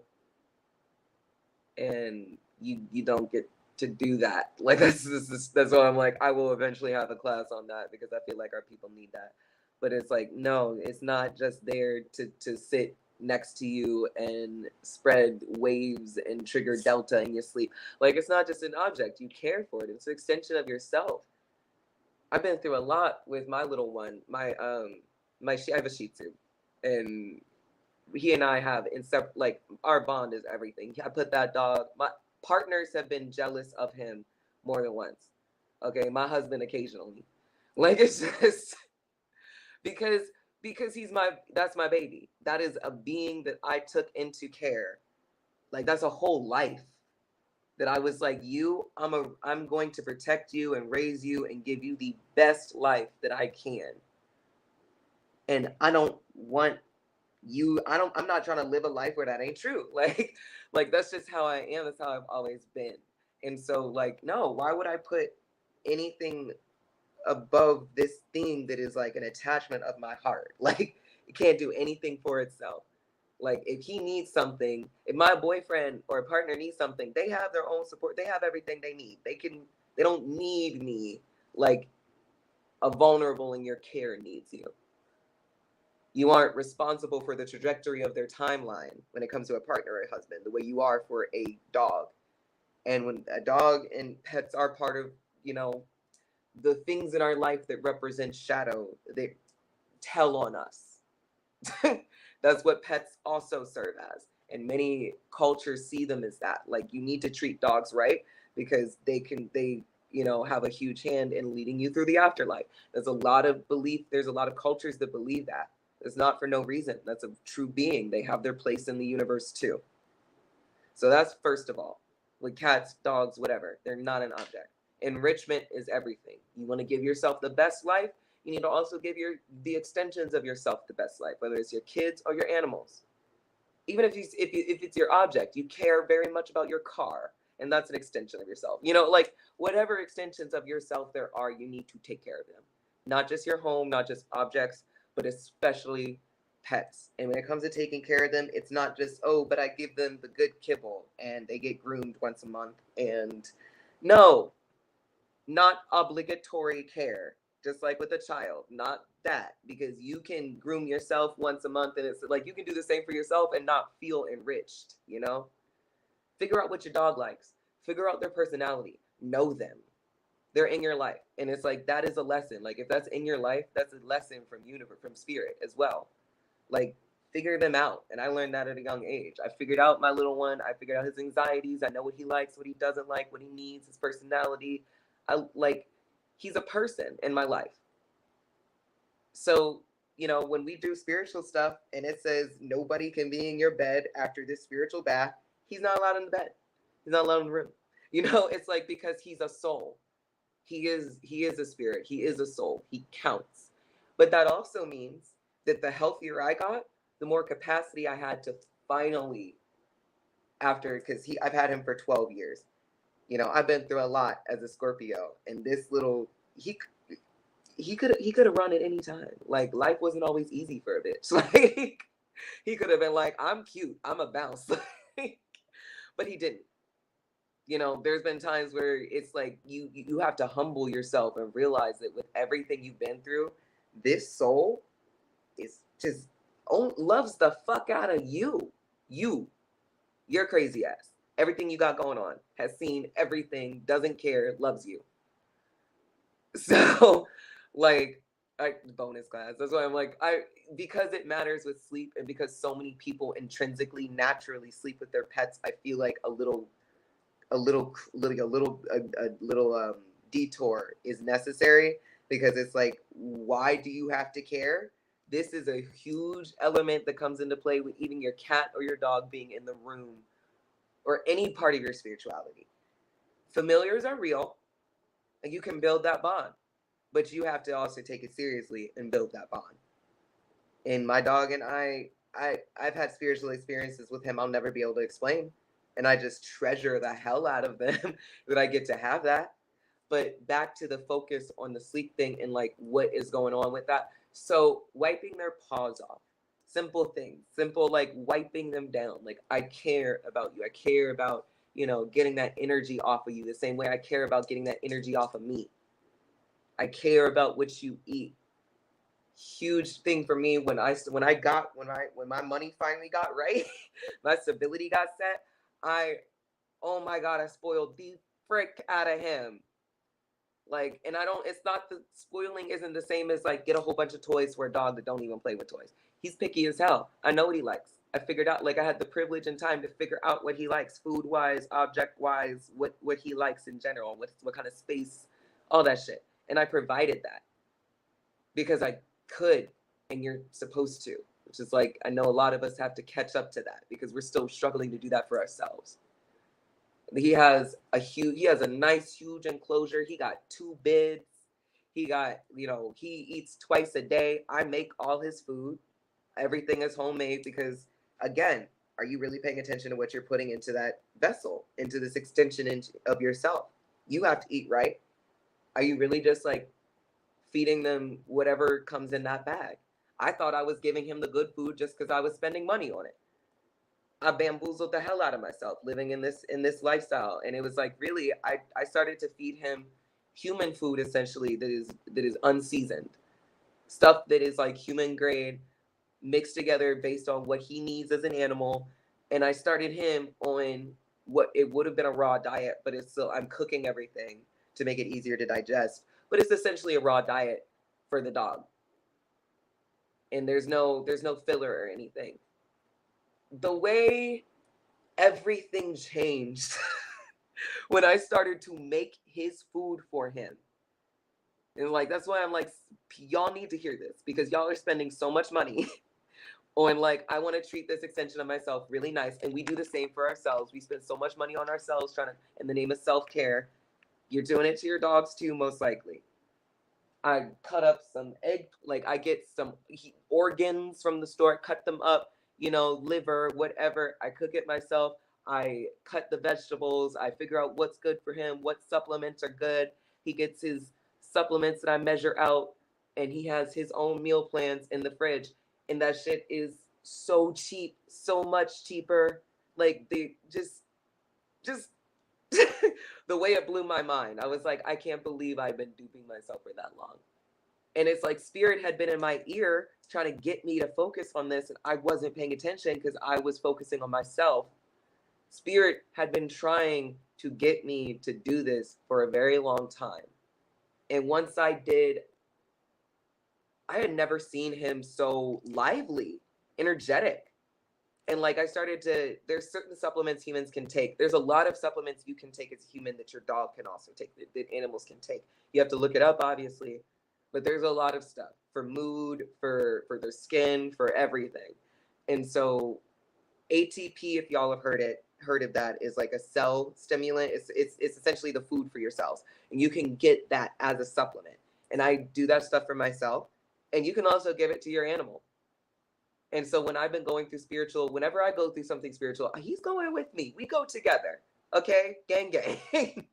He been my ride or die for 12 years. I get the ATP, he get the ATP. I get the supplements, he gets the supplements. I eat good, he eat good. And that is how I make sure that I keep my familiars and my animals at level with me. He gets brushed out, he gets his teeth brushed. You know, it's like at least once a week is, you know, that's his normal routine. He's comfortable as much as he can be. He got all the places to lay down. He wants for nothing. The little nigga wants for nothing. Except for he's a dog, so he's just always gonna want, you know, but like he has all of his needs met and then some, and then his health is good. And then eating right, his coat got better. He became more aware. His sleep health got better. Homie was having nightmares, and I didn't know why. I changed his diet. He don't be having nightmares anymore. He's sleeping really nice. Like his body just leveled out completely in a way that, having raised him for 12 years, I was like, what is happening? And I looked it up, and it's like, this is normal when you switch like dogs to like raw diets or animals and stuff. So stop seeing it as bougie. I think that's my biggest message. Stop seeing caring for the extensions of yourself as bougie. Release that like age-old broken ass mentality of caring for your pets in a certain way is overdoing it. Stop that, because it's not. And many of you that are spiritually active consider your pets as familiars, and you're like, you know it, you feel it, you just don't know where to start, what to do with it. And there will be a class in the future on that. But at the very basics, because it comes into play, because so many of y'all sleep with y'all pets, so many of y'all do everything spiritually with your animals in the room. That's why I feel like this is, like, even though it's a detour, it's very relevant. And you want to redirect the way that you're thinking about extensions of yourself, period, in all spirituality. But again, especially in things like this. I'm sitting here worried about my sleep health. Well, my baby's having nightmares. You know, like you both struggling, you know? So I tend to those things like it makes sense. Like that's a person, like they're an extension of yourself because they are. And the better taken care of he is, the better his temperament, the better I feel as a pet parent. I'm like, oh, I'm doing something right. He's calm, he's happy. It's almost like an external inner child. Like the baby is calm and safe and taken care of, and therefore your brain is freed up, and the emotional connection they have to you as an extension of yourself, they're fully taken care of. That's something you don't have to worry about. That in fact their cup is full, so they can pour back into you. So that really came through. I would have never thought of doing the class on familiars, but during this, especially with the Alekes on, I'm getting that. I got a clear message that I needed to let y'all know about with these pets. Pieces of more. Can you go back to that last comment and said, yeah, that one? Okay, so I just want y'all to just piggyback and just listen to what my egg bay just told y'all. Egg bay is really out here cooking, for my little dog nephew and shit, doing all the cute, I would say bougie things, because that's not what my dog getting. I'll tell y'all about that later. But just understand the different care that's going in. It's an ancestral gift. Anything that you get from your court, from your spirits, is a gift. Your time, it's a gift. That's why it's called the present, right? Your blessings, your the the things that you are given, your children, your pets, your cars, you are supposed to take care of them because they are blessings. They're not things that are necessarily obligations from your spirit, but they are doing it so you can have a good, sustainable life, so you can have everything that you need. So when they see how you are taking care of the things that you already have, that it's easier for them to go ahead and give you some more things. So how you think they gonna act when it's time for Osun Bole and their partner have a kid? They already see they doing all the things they supposed to be doing. You feel me? So that goes to it as well, understanding what you're given and the resources to make sure that you're actually being taken care of, what you are given as well. Let me check the comments to see if there were any other questions that I missed. Priest Amore said this is a bonus class. Yes, it is. And that's true because it's understanding as well. Like I said, the gifts that you're given and what you are supposed to be doing with your purpose. I can't find the question before, but it was something about I can't find it now. It was something in relation to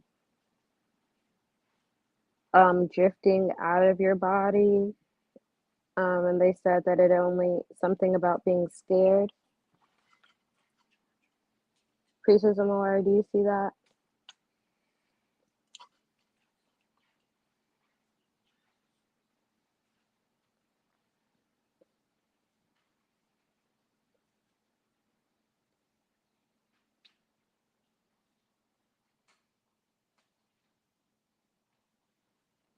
Let me go back to the YouTube to see if it's there. Okay, so about that, there are times when I feel like something within me is drifting out of me, and it only happens around the time I'm preparing myself to go to bed. But I get scared and jump up, and the things start to be going good. Um, in relation to that, I would just say the things that we already spoke on. Preparing your sacred space, make sure that you're being intentional with your, yeah, that's what it is. So being intentional with your progression to your sleep work and understanding what your goals are. So if you are, let's say you're doing chakra work, for example, but you want to understand it in a different way. Um, for me personally, I'm working through my heart and third chakras right now. Shout out to Priestess of Hawaii. Um, yeah, but I get scared and jumps up and things start to be good. Yes. So all of that is going to the understanding of how you are conditioning your brain and how you are letting or not letting your traumas or internal fears mess with it. So, like I said, I'm currently working on my heart and my third chakras. My heart chakra always has to be together because of the purpose I have in my life and because that's just what it is. So I know that when I do my astral projection in regard to heart chakra, I know that before I even get to that space, because I know some of the anger in my heart has to do with maternal, because I know some of that anger in my heart has to do with inner child. Before I even get to the spot where I want to experience the astral realm, I need to make sure that I am able to recognize my triggers on this realm. So Ocean Bole had already spoke on that in reference to understanding your shadows and things like that. But even taking it a step further, therapy is so important, especially in the Black community. It is needed, especially within the Black community. And I need you guys to understand that it's not embarrassing for you to see a therapist. Two of my exes are therapists. Yeah, Priestess Amora, please go to therapy. It's needed. It's healthy. You're actually stronger to do that. And you're actually able to balance things like your chakras, like the different integrations that are going on with you when you're able to understand them clearly. That way, I know that when it's time for me to go to the astral realm after I did everything that I needed to do on this realm, I'll be good. I won't be, you know, feeling out of whack. I won't be having anxieties or the traumas of my heart chakra messing with that. You get what I'm saying?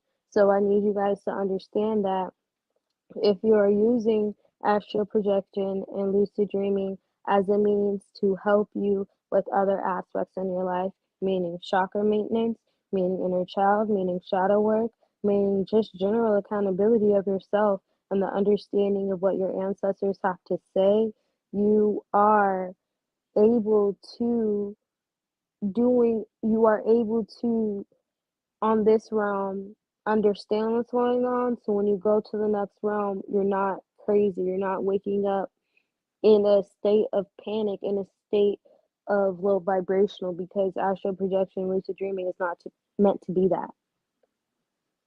Ocean Bole.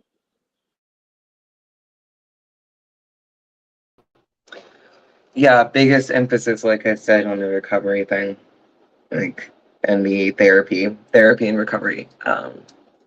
I've been in the recovery field a little bit about me, since a lot of y'all that are gonna see this or that are part of the group, like I'm a new face to many of you.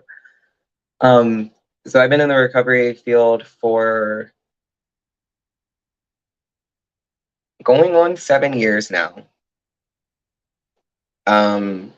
But I was always like, ever since I was a teenager, I was always doing some form of like the mentoring recovery type of roles, volunteering, that type of stuff, like anything I could before I finally made it my business. And I started to do it full time.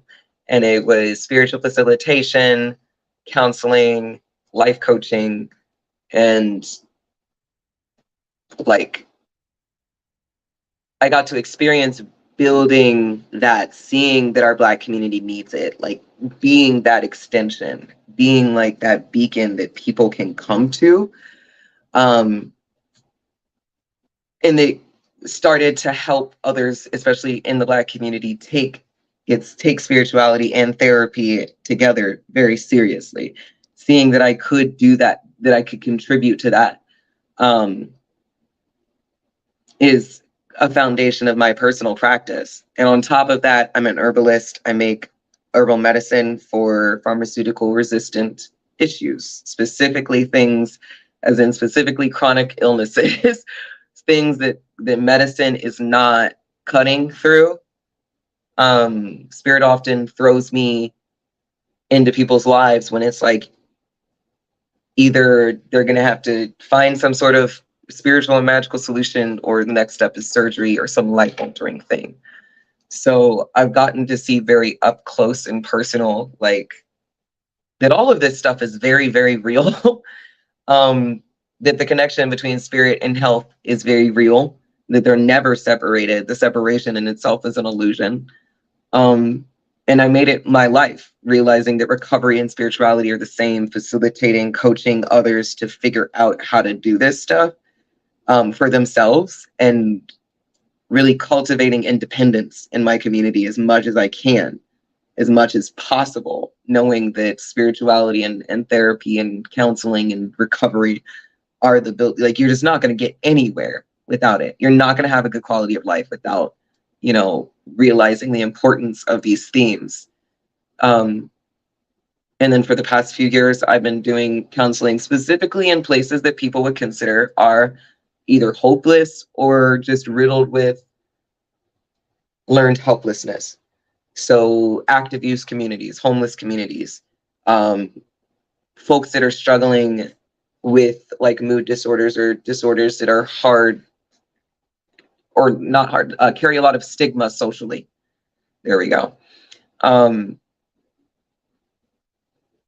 And spiritual, like it's not separate from my practice. Like, it's not separate from what I do for myself, and it's certainly not separate from how I interact with and how I spiritually facilitate for others.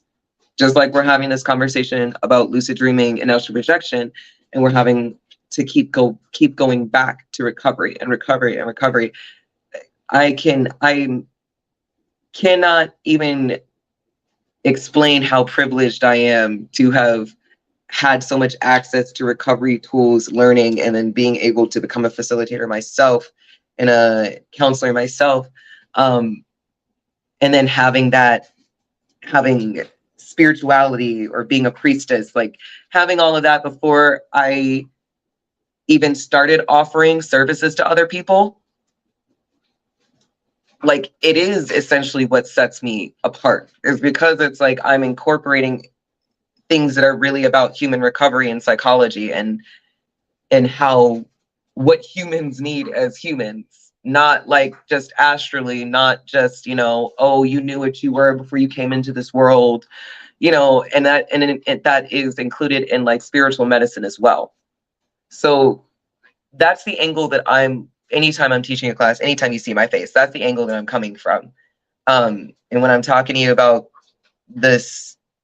when I'm talking to you about such liminal subjects, like, I'm coming from a very scientific place. I'm coming from a place that takes life seriously. I'm coming from a place that is aware that, like, you know, people are showing up to spirituality and to these things from a place of vulnerability. And that is, like I said, spirituality is part of life, and it is really intrinsically linked to people's mental health, period. It just, your faith and your mental health. Is your faith, is your hope. Your hope is, you know, what controls a lot of your anxieties, your fears, your depression. You know, it's not different.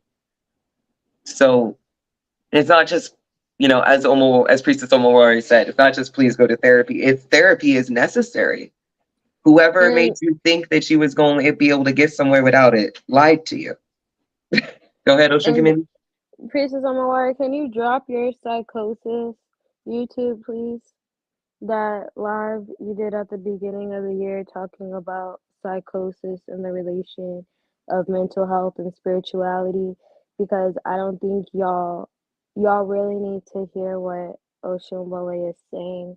And some of my Egbe have already said in the comments as well, elders as well.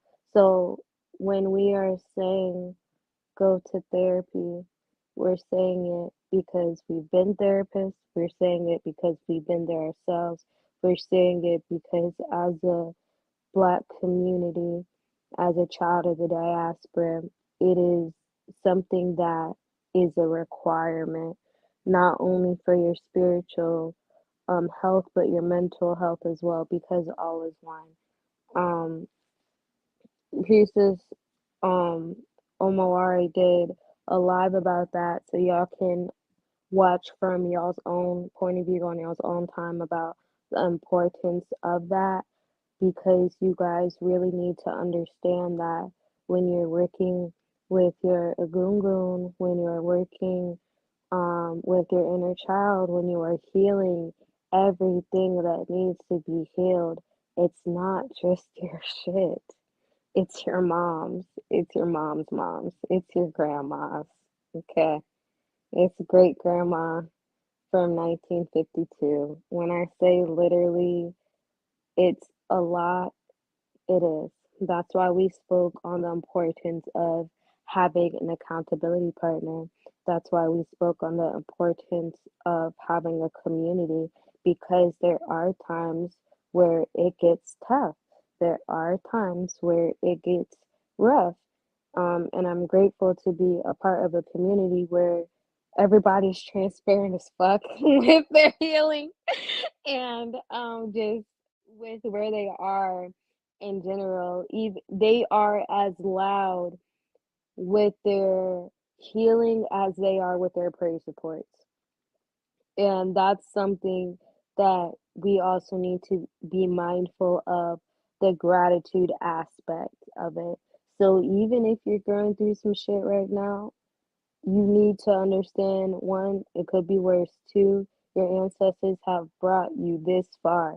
So the fact that your ass is sitting here watching this live, or even if you watch the replay, whenever the fuck you watch it, take a moment right now just to be grateful to understand, like, wow, I really have the opportunity to make the transformational change that I need to in my life, and I am supported, and I can do that, right? Your dreams are a way to help you do that. Before, when I first got started with astral projecting, I didn't want to see nobody but my great grandma. That's all who I wanted to see. And this was before I got into Orisa Hoodoo. Y'all know I'm a preacher's kid, spiritualist for all my life, and root worker for about 7 or 8 years. So before I got into Orisa Hoodoo, it was just me and my dearly departed, just thugging it out, right? So when I say when I wanted to work with them, when I wanted to see the things that they did, the things that their ancestors did, I had that intention when I went to Astral Project. So I literally got to see it.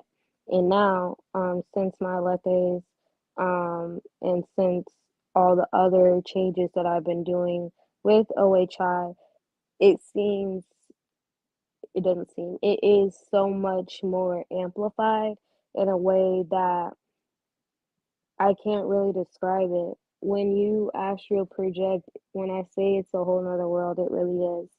But when I say you also need to be careful, you really need to do so. That's why we spent a good amount of time in this live talking about the precautions and the protections going into that. And whenever we do our classes, we'll talk about them as well because y'all really need to know being safe in this actual streets, it's a thing. And you don't want to let something like fear or trauma or your ego be in the way of you having a bad trip, you know?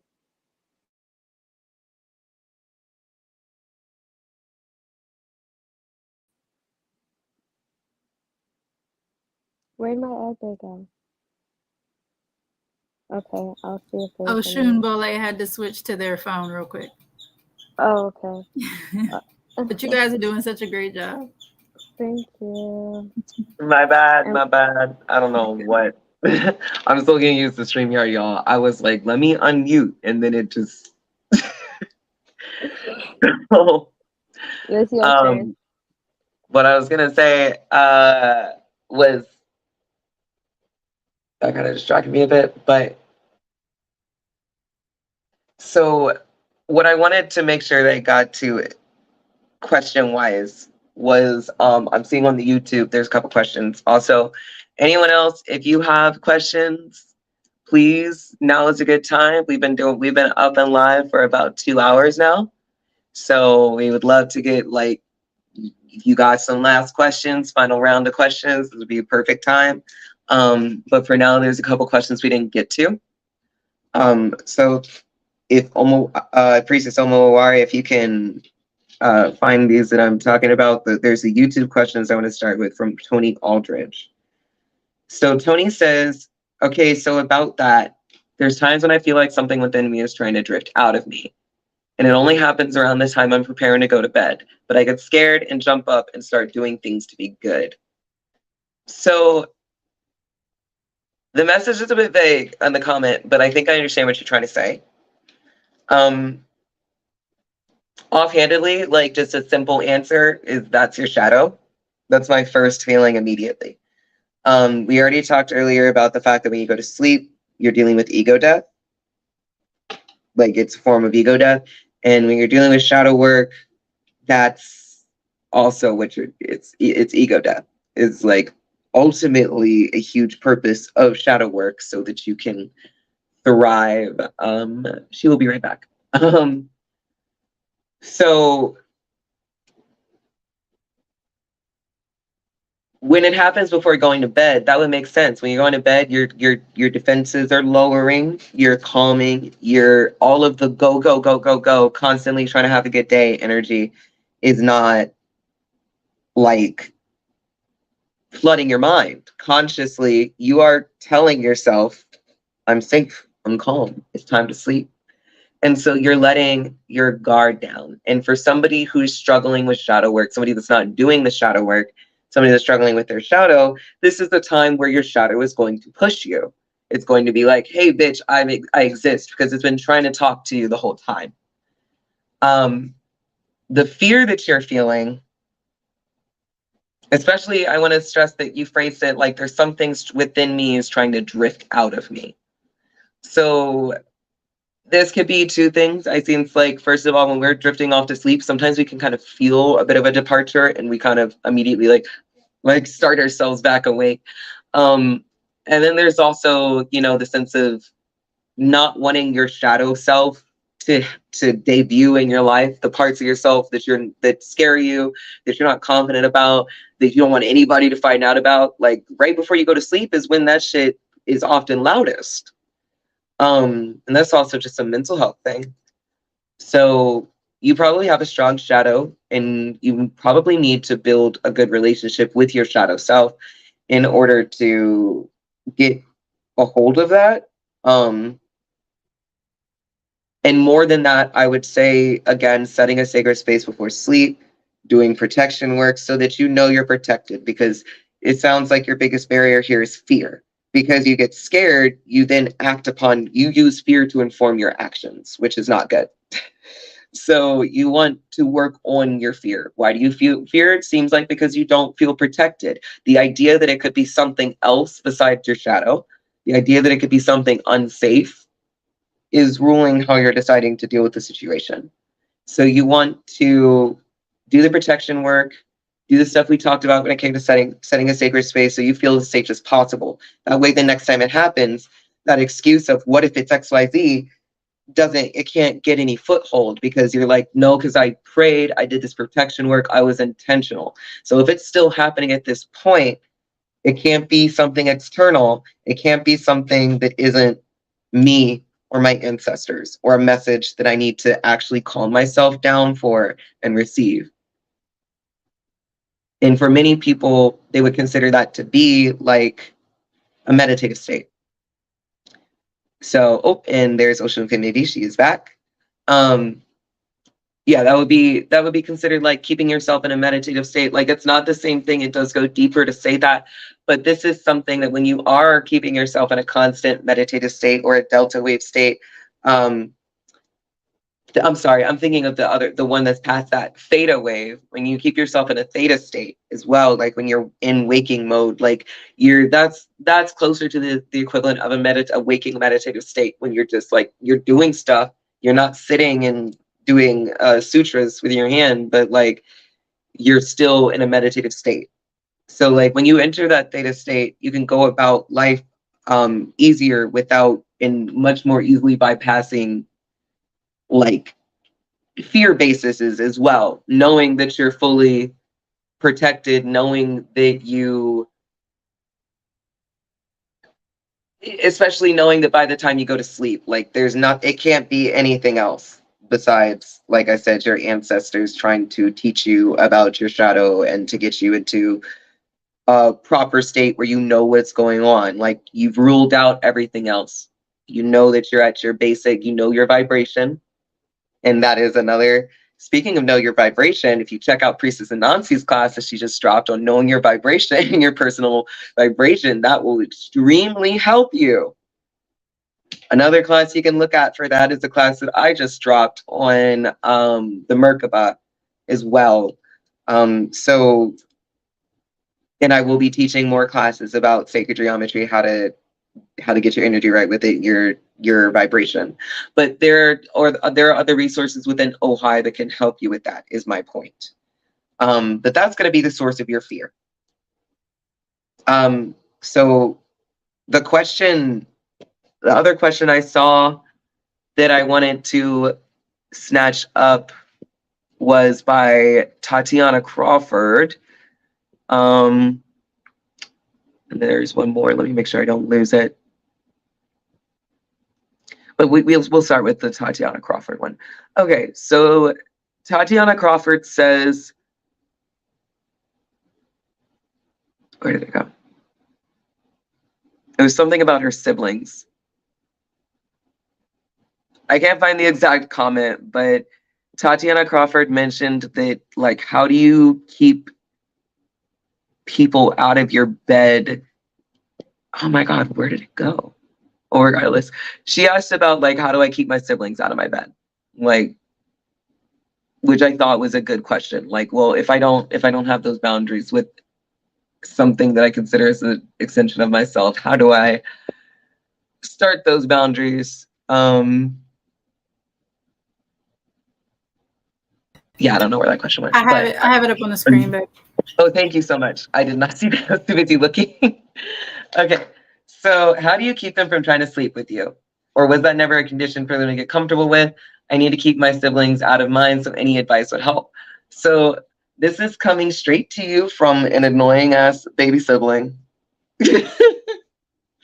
I was that sibling. I was always up in my sister's bed. I loved her. I loved my siblings. So, and I was 15 years younger than her, and I was annoying as hell. Absolutely. And she was a Virgo, double Virgo. So, like, that just gives you some insight into where I'm about to come from to answer this. This is also going to be helpful for people who have kids. It's like, how do you set that boundary when sometimes, like, you don't even want it to be as big of a deal as it is? You know, I would say something that my sister could have done with me is kind of just using it as an opportunity to get me interested in my own sleep health, my own personal space, my own, like, valuing that. So, like, if she was going to say, like, you can't be up in my bed today or blah, blah, blah for these reasons, or, if whatever rules that she set, yeah, you have to listen to them. I should listen to them as a younger sibling, hypothetically, but we all know that that's not how kids work. It would have been a lot easier for me if she had just engaged me by explaining it, because I would have been like, what, really? Like, she would have been talking to me about spirituality, the energy of her bed. She could have, made me a dream satchel. We could have done that together, made some dream spray, and just kind of set it up as, like, helping the younger generation that came before her understand what it is that she's protecting. What is the sacred thing? What makes it sacred? What am I interfering with? Like, I'm a child. I'm not consciously going, I want to fuck up my sister's energy today. Like, no, that's not what I'm thinking. I'm thinking I want to spend time, I want to be all up in my sister's energy today. That's what I'm thinking as a child. So, just, if you want to, I feel like this would be a great opportunity to be like, talk about it. Be like, sometimes it can affect my dreams. Sometimes it can affect the work that I'm doing, Sometimes it's okay. And sometimes it can cause XYZ. And also, like, you want to do that too. You should do that too. Here, let's make a spray together. I'll make a dream satchel for you. You can help me spray my bed, because you're starting to take care of yourself too. You can help with that. But, just involving and educating while also setting that boundary goes a long way when you have, especially, like, active and inquisitive younger kids in your life. Involve them with the magic is almost always the answer. Start them young so they understand what they're doing. Because otherwise it just sounds like you're just in a mood. Like, why are you in a mood? Why can't I do it now when I just want to be in your energy? And children aren't going to understand that. So that is what I recommend for humans. Now, for the pet aspect, make sure your pets have a place. I actually had to do this with my husband because he was a person that always had the cat in the bed, and it was just because that was just how he lived his life before. So it was very much like, okay, well, she's got it. Your animal has it normalized that it's fine to be in the bed. Like, she doesn't see it as anywhere else.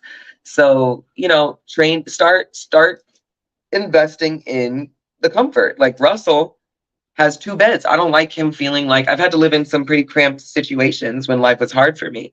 So I don't like him having to feel like he doesn't have enough room. Like, he only has one place he can sleep. He only has one place he can be comfortable. So you want to make sure that your pets also find incentive in other places, like the other beds they have. Like, I have a bed for him, or just a pillow on the floor, or just like discouraging. Like, for him, his cat really hates getting picked up. So that makes it really easy because it's like you can be like, no, no, but once you pick her up and put her somewhere, she's gonna have her feelings hurt severely. So she's gonna be like, oh, okay, that's not what I should be doing. Let me seek comfort elsewhere. And you just dealing with that as a pet owner, like, you're just like, yeah, it's shocking to her because she's like, why, it was fine for years. Why is it suddenly not okay? But you still have to, like, just start the routine. Start getting them acclimated to being comfortable elsewhere. Start setting up an incentive, if you can. And if you can't, ma'am, you may just need to close your door. Like, for other people that are that have animals that it's just like they got a big, like, they have other places. They just love being with you. Well, then you might have a harder situation on your hands because you let it get that bad. You might just need to start closing your door and setting harder boundaries that you didn't want to set before. That just is what it is. Do you want to chime in on that, Osun, maybe? And if it gets to that last point, make sure you're telling your ancestors and your spiritual court too.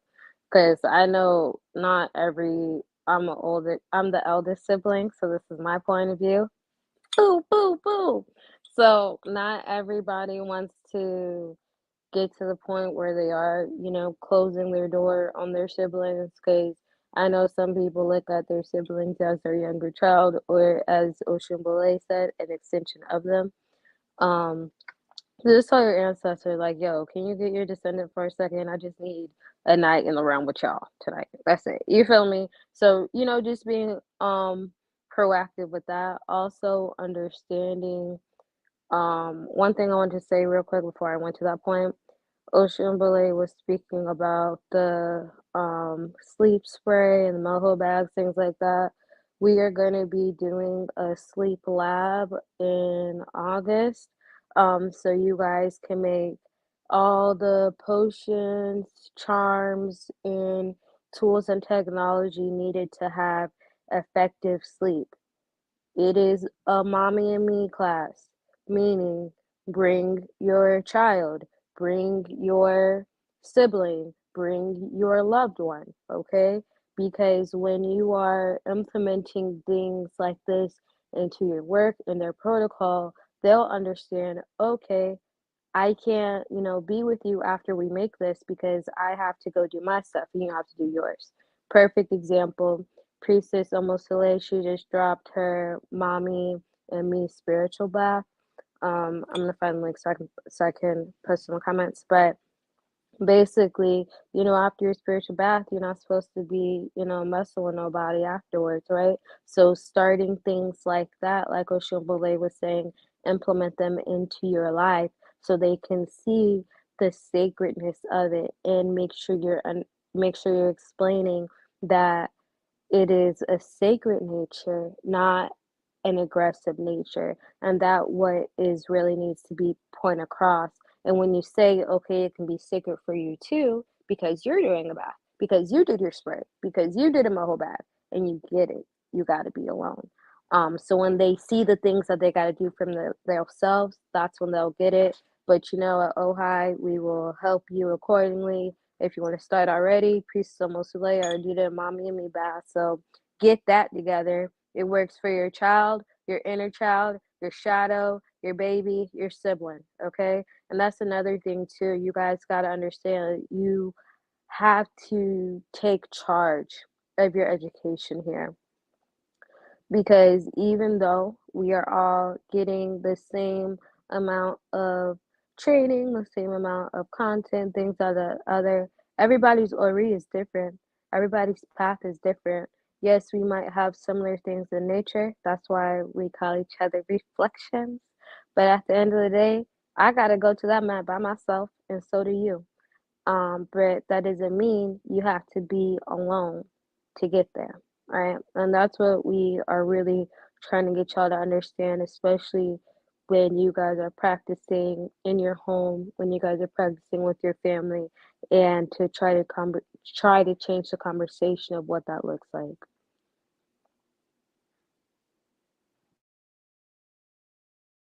Yes. Um, what Omari just said is once their dad and I separated, I started dating my boyfriend. I stopped letting my kids sit on my bed. That's another really good thing is that it's boundaries. It's just boundaries. And that's part of shadow work. Um, our relationship with our kids or any extension of ourselves is going to reflect our relationship with ourselves, period. You just gonna have to learn to accept that in life. So when it comes to, any reason why you would struggle or be like, for some people, the idea of like, oh, my kids can't sit on my bed, like for some reason that hurts your inner child or whatever. So you're more likely to be like, oh, I don't want to do that for your own reasons, um, without realizing that there's nothing wrong with that. Like, there's nothing strange about that. Like, as far as like not letting your kids sit on the bed, or not letting the kids really be in your room and you're not there, or just stuff like that. Like setting boundaries around your space, and it also teaches them good boundaries. It very much teaches them in real time, like good boundaries. Like makes them think about things in ways that they need to. So I just don't be afraid to implement boundaries like that. I think that we as people, like we struggle with implementing boundaries and hurting people's feelings and hurting our children's feelings and just shit that is really actually just our ego coming out in lack of shadow work. So definitely setting boundaries is a huge part of recovery, spirituality, setting your space, ritual work, everything. Um, I tell my kids I have to invite them in my room. Don't just come in. Exactly. And I mean, there's nothing wrong as well. Like I said, that's teaching them good boundaries for themselves as well in their own space and how they should keep their own space. And Um, understanding that boundaries aren't bad, right? Because when we say boundaries, we automatically think, oh no, I can't do this, I can't do that. So automatically you start getting aggressive and on the defensive end, but understanding that boundaries are limitations. So I can love you better, so I can be who I need to be for me, so I can be that person for you, so I can be a better mom, so I can be a better partner, so I can be a better whoever I am because I have those boundaries. And the boundaries that we set up, it's not just something that we need to set with our children, but also teach the importance to our children. And when we're teaching this to our children, we're also making them understand that they shouldn't feel bad for setting their boundaries because your ass isn't. You feel me? So just as strong, as integral, and firm as you are in your boundaries, I encourage you to teach your children the same, because the same way you are putting up their boundaries is the same way they need to know too. And that's protection right there. We always talk about protection spell. We always talk about prosperity work. That's the prosperity right there. Knowing who to keep in your circle, knowing who to speak around and who not to speak around.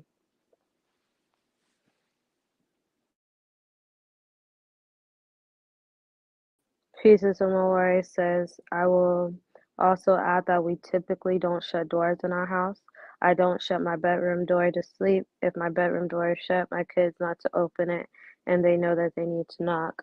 And that's something too. Like, I in my apartment, I have my bedroom with my partner, and then I have my workroom.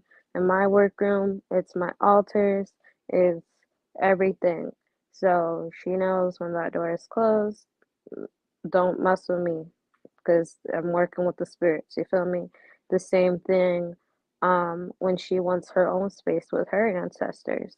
We have that same respect, so we know. So, like Priestess Omawari said, having a general like signal in the house when the door is closed, we know, okay, she's not mad at me, she just working with her spirits. You feel me? And that's healthy. Um, and we need to teach our children that. We need to be intentional about teaching our children that as well.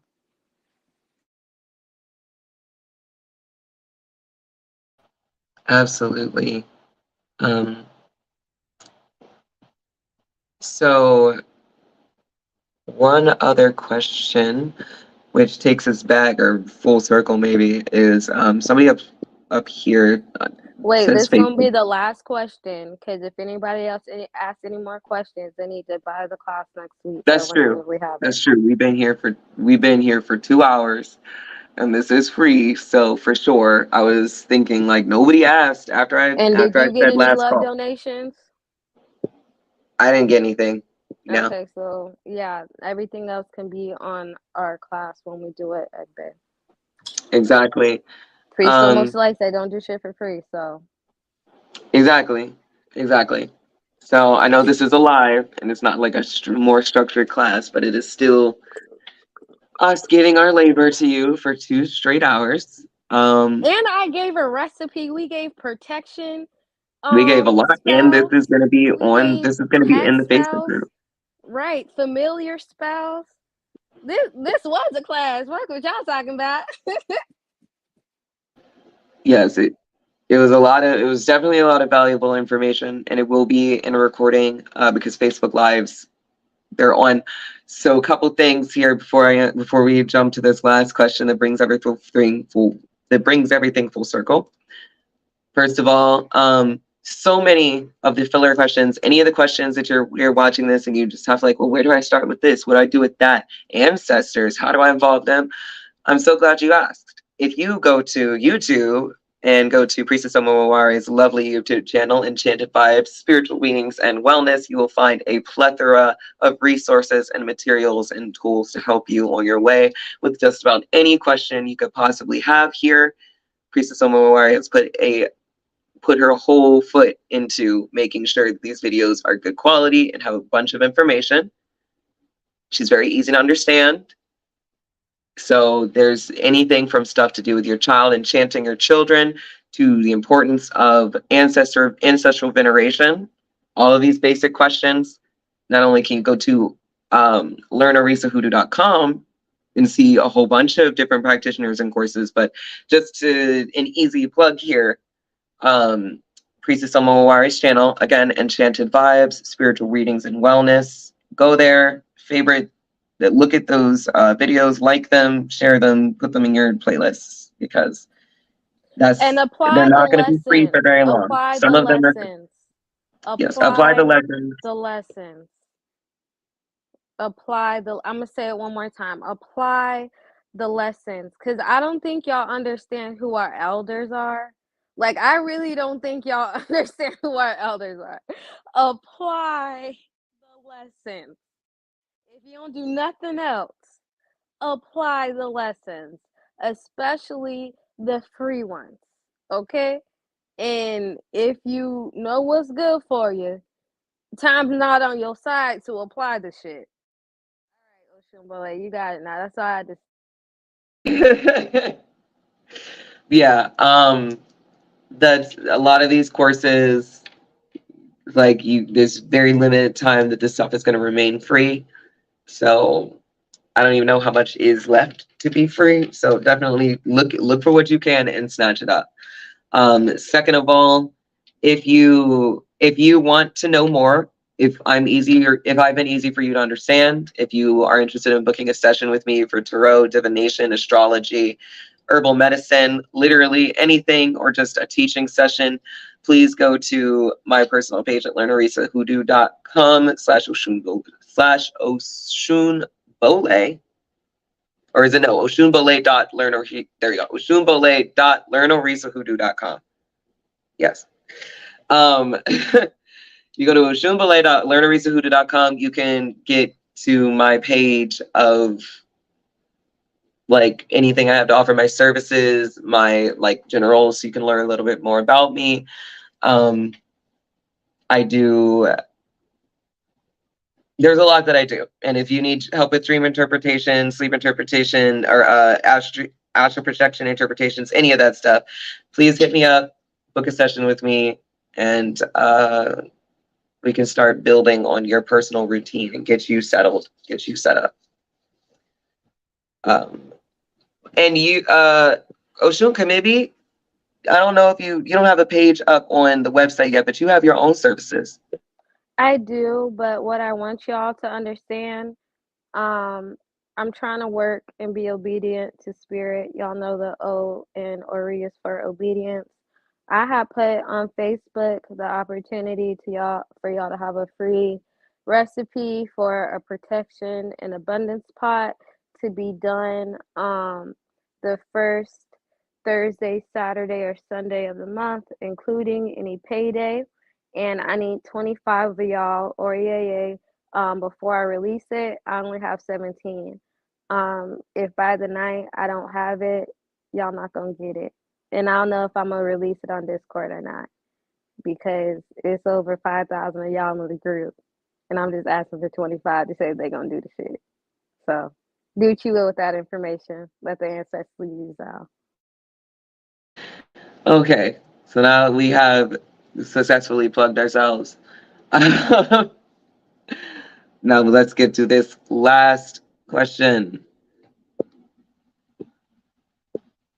The last question that we didn't get to, let me pull this up, please.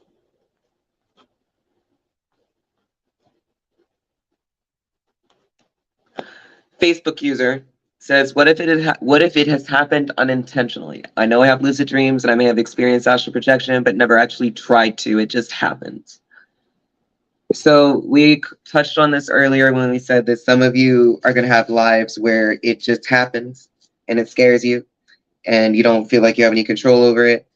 And we thankfully, we rewind in the class, there is a bunch about addressing the fear and anxiety that you have around astral projection.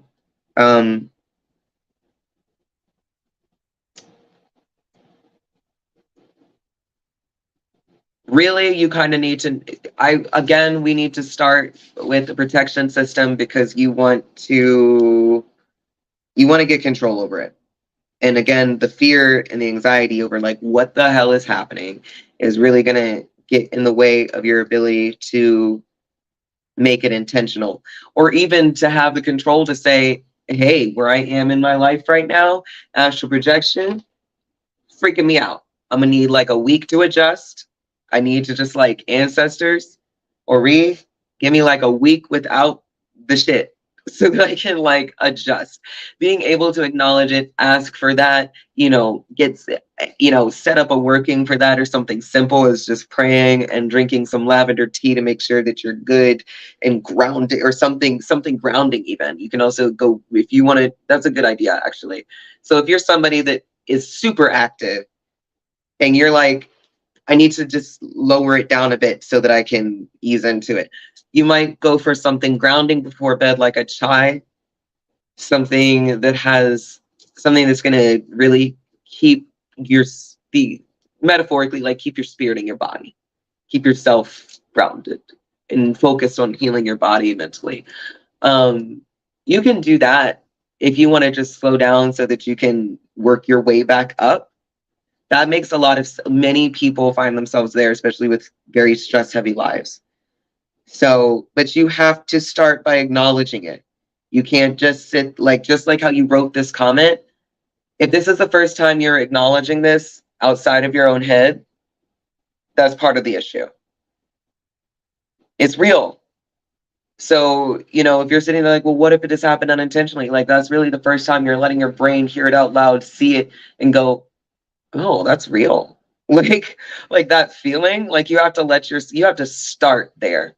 So now it's like, okay, I'm having this happen. How do I feel about it? Is it good? Are you like, actually, it's pretty lit. I just needed to make sure I wasn't in danger, you know? Or are you like, it's too much right now. I am in therapy for high anxiety. This is not good, you know, like, then you need to be able to acknowledge it. And as you will learn from watching the videos on venerating your ancestors and dealing with them, you need to create the barrier, like you shield yourself. You have a constant, what is it called? Free will barrier. Let's call it that. You have a constant barrier of free will. You have to acknowledge stuff. You have to acknowledge your ancestors. You have to say, hey, I need help with this, and open a window through that barrier so they can help you. Because otherwise, the truth is, you know that you can ask them, you know that they're there, you're just not. And that's the truth outside of your head. Like, that's the shared truth, is that you know that you can and you're not. And for an outside party, even between human minds, like, well, if they know that they can ask me for help and they're not asking for me for help, that means they don't want my help. You can't sit there and go, but I do want your help, but only silently and never say it. So that's another huge thing. Mention that. Say that you want to be able to have control over it. Say that you know, ancestors, I don't know what you're trying to communicate to me. I'm praying for clarity so I know why this is happening. Like, do that. It doesn't necessarily mean, no, that's not what I want to say. In order to figure out what it means, you're going to have to divine. You're going to have to do that work yourself, because everybody is so individual.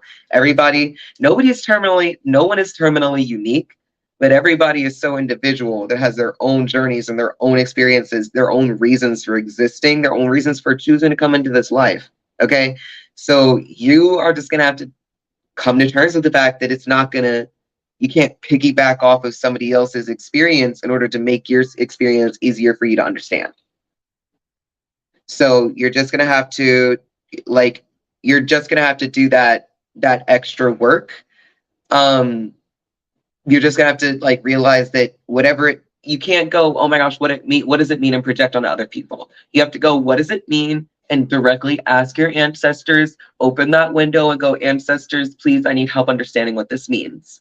You need to do your tarot, your cartomancy. You need to do your divinations, your praying, your meditations, to actually figure out what it means for you.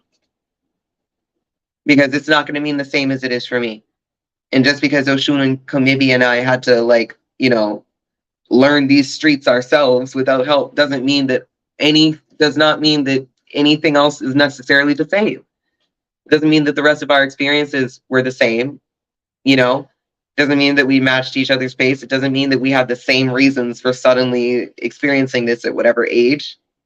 So you just have to figure out your own backstory, frankly.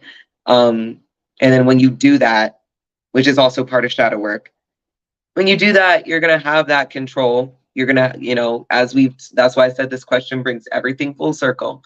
The protection work, the setting the space, the dealing with your ego, the, how do I get these questions answered? All of it. If you just rewind through this video, you're going to get all of those questions answered. And it's, as far as what does it mean for you?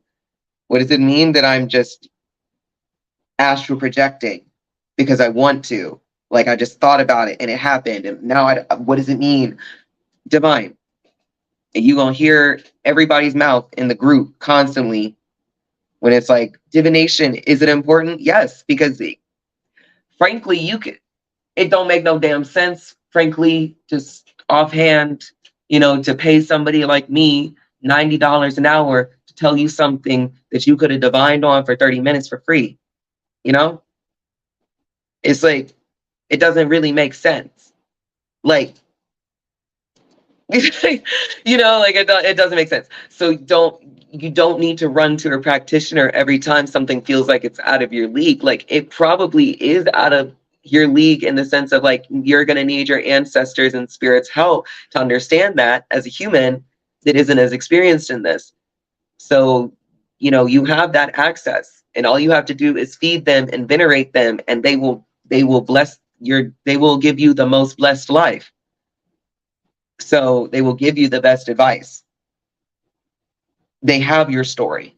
They're the ones that have your story. You're paying a practitioner to talk to the same ancestors you got. Like literally, you're just paying us to open our little book and move you to the side and say, what is it that you're trying to say?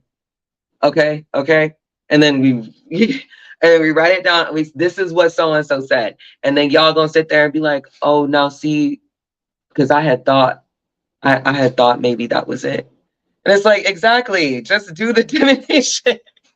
So just like struggle through it, even like build up your skills to know, because otherwise I'm just going up to the library to talk to your ancestors, to read your little plot, be like, okay, this is what it is, look at your star chart, and tell you something that frankly you most likely already knew. So like I said, do the cards. If you're wondering about your dreams, what does this dream mean? If you are struggling, eventually reach out for help for sure. But you should start with yourself and your ancestors and your Ori as your first line of defense. So dreams, why did I have that dream? What the hell? Pull out your cards, pray, meditate on it, listen to the downloads you get, scry. Don't let it go, get an answer, record it, write something down in a journal. And by the time you bring something to me or another practitioner, you can say, I thought this dream meant this, but then I acted on that and I didn't feel like that resonated the way I thought it did. And then I thought it meant this, and I did this divination. And when I got the 9 of Cups, I was thinking that meant this, but that doesn't seem right either. Like, that's the conversation you want to bring to a practitioner. That's shakes. like if I could just grip y'all sometimes about this, like that's what you want to bring. You want to be able to bring, I tried this and this didn't work, and this is why I'm coming to you and paying you this money, and why my ancestors are supporting this decision, because I'm not getting it, but I'm trying. That's what we all want to show up like that. Everybody wants to show up like that in our hearts, like, because it feels good to show up like that. But so really do that. It's not going to make you look stupid. You're going to feel so much better being able to say, it's like, this is how I interpreted it, and it wasn't this. And when an interpreter gives you something that isn't something you've already thought of, the eureka moment is so worth it. To be like, I was running in circles, and then this practitioner just laid out the red carpet between and connected all the dots that I was already getting. And that makes it so that the next time you do it, it's just like learning anything. You're going to be better at it next time. Because it's like, okay, I see what you did. Now I'm going to show you, you're in a session and I'm fixing it. You're seeing how I'm doing it. You're like, oh, that's how those connections are made. And I'm not starting from bare minimum scratch. And you don't have to, frankly, waste a lot of money on some sacrifice over obedience nonsense. So the point is just divine on everything. And as Priestess Omowari just said in the comments, this is why joining our community outreach program is so important, because everyone needs to learn how to do these things for themselves. If you are struggling with divination, scrying, setting up your sacred space, veneration, literally any single thing that we have spoken about today, auras, energies, shapes, all that.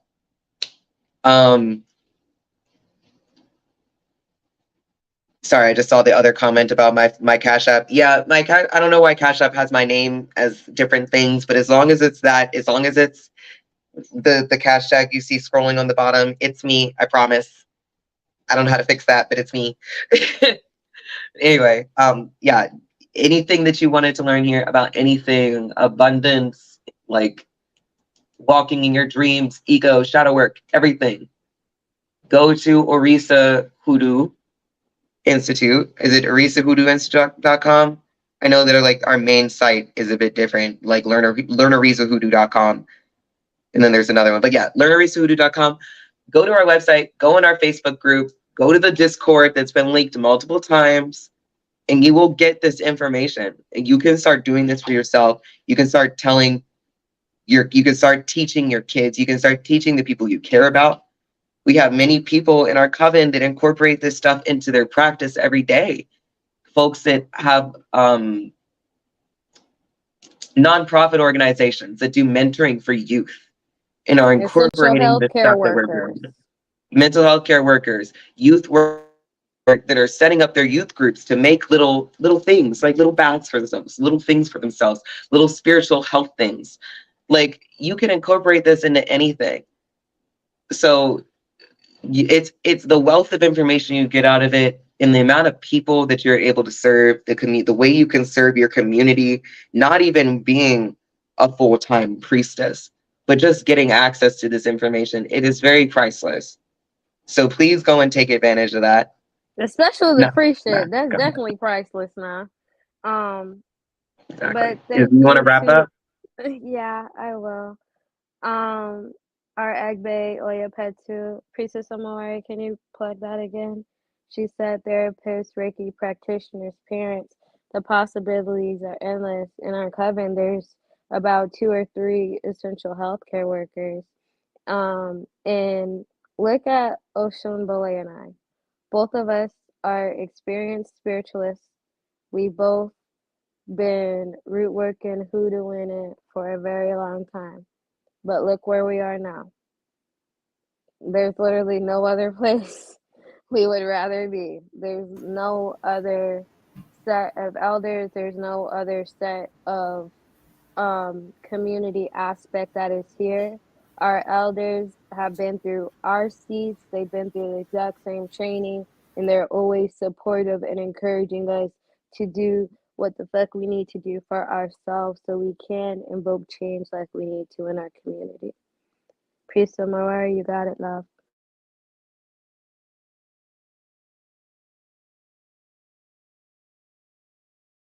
I don't know why I removed myself. You guys did such a great job.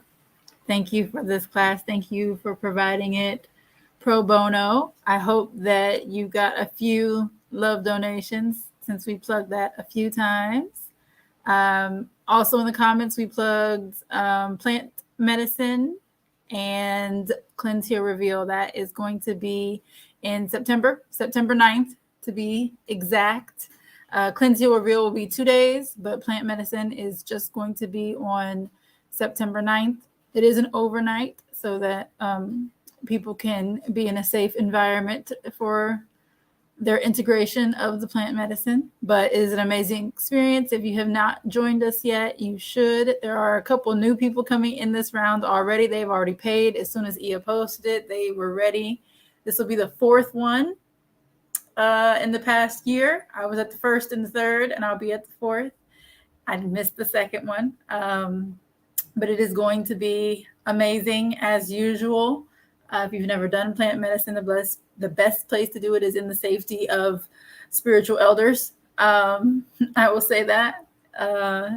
Your living room is fine if you know what you're doing, but if you've never done it, the best place is going to be in front of spiritual elders. So, and you get to meet our wonderful godmother, Priestess Osun Funke Iyanifa. If you have not, her energy is amazing. Also, the Cleanse, Heal, and Reveal. This is the 2nd year we've done it.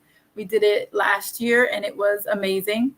I had mine last year, and I am still seeing that come through in real time, in real life. So I'm still doing some of that work, but then some things, they're just now coming up to where I was warned about it, so I know it was coming, and so now I know what to do. And it was very, very helpful. It's almost like a forecast. It can be, depending upon what comes up in your Cleanse, Heal, and Reveal. So it can be like a forecast of things you need to look out for and ways to heal and ways that you should heal that you didn't realize were part of the problem. For me specifically, I had to work on the relationship with my mother because it was affecting my prosperity. I would have never thought that, but it came out in my Cleanse, Heal, and Reveal. And so I immediately had to start changing that. And it also made me make sure that I'm working with my daughter to make sure that I don't continue or perpetuate any of the issues that I had with my mother. So Cleanse, Heal, Reveal is amazing. Love Goddess and Priestess Osun Funke are the ones that facilitate that. And it's great. It's important. Everybody should have at least one. It's kind of like an ancestral life path reading, but for your physical body, like you're in person when you do this. And it is like, it's top tier for sure. I know Osun Bole is going to be at this next one. I am going to be there. I believe Priestess Omoshule is going to be there. I believe Priestess Anansi is going to be there if she's not busy doing her community work. She's doing community work right now for this weekend. She's been doing community work for like the past week straight, getting signatures and things, and she's doing a great job out here. Ola Ia also does a lot of community work. Oya Petu is one of our therapists, which we love. We love her. It's my future Egbe. I'm pointing down there so that y'all look down there. But yeah, we have a lot of things going on within the coven. We are all very active in the communities. I am going to be recording some new videos very soon for everybody that'll be on the YouTube channel. Ia has a bunch of videos online. I posted the links earlier, but I can post it again to all of our staff pages, including BSN. Huganzo was in here somewhere tagging people. So yeah, we have a lot of things that we have going on in our community, both at Orisa Hoodoo and our bigger community with BSN. So we appreciate everyone for coming and joining the conversation and contributing to the conversation. We love an interactive conversation. We don't like talking to ourselves. So I appreciate all the wonderful comments. Y'all gave me some stuff to do. Y'all made me work over here with these comments, and I love it. I love it.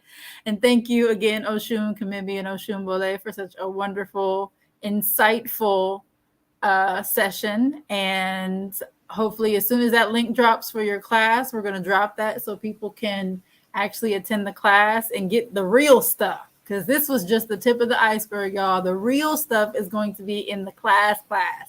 So as soon as that link is available, we will drop it.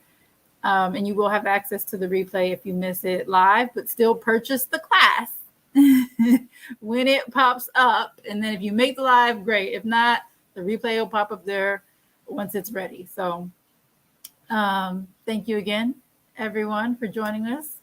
All is One Reflections. Have a good rest of your weekend. It just started raining here, and I got to go pick up my kids in the rain. This is going to be interesting, but we love you all very much.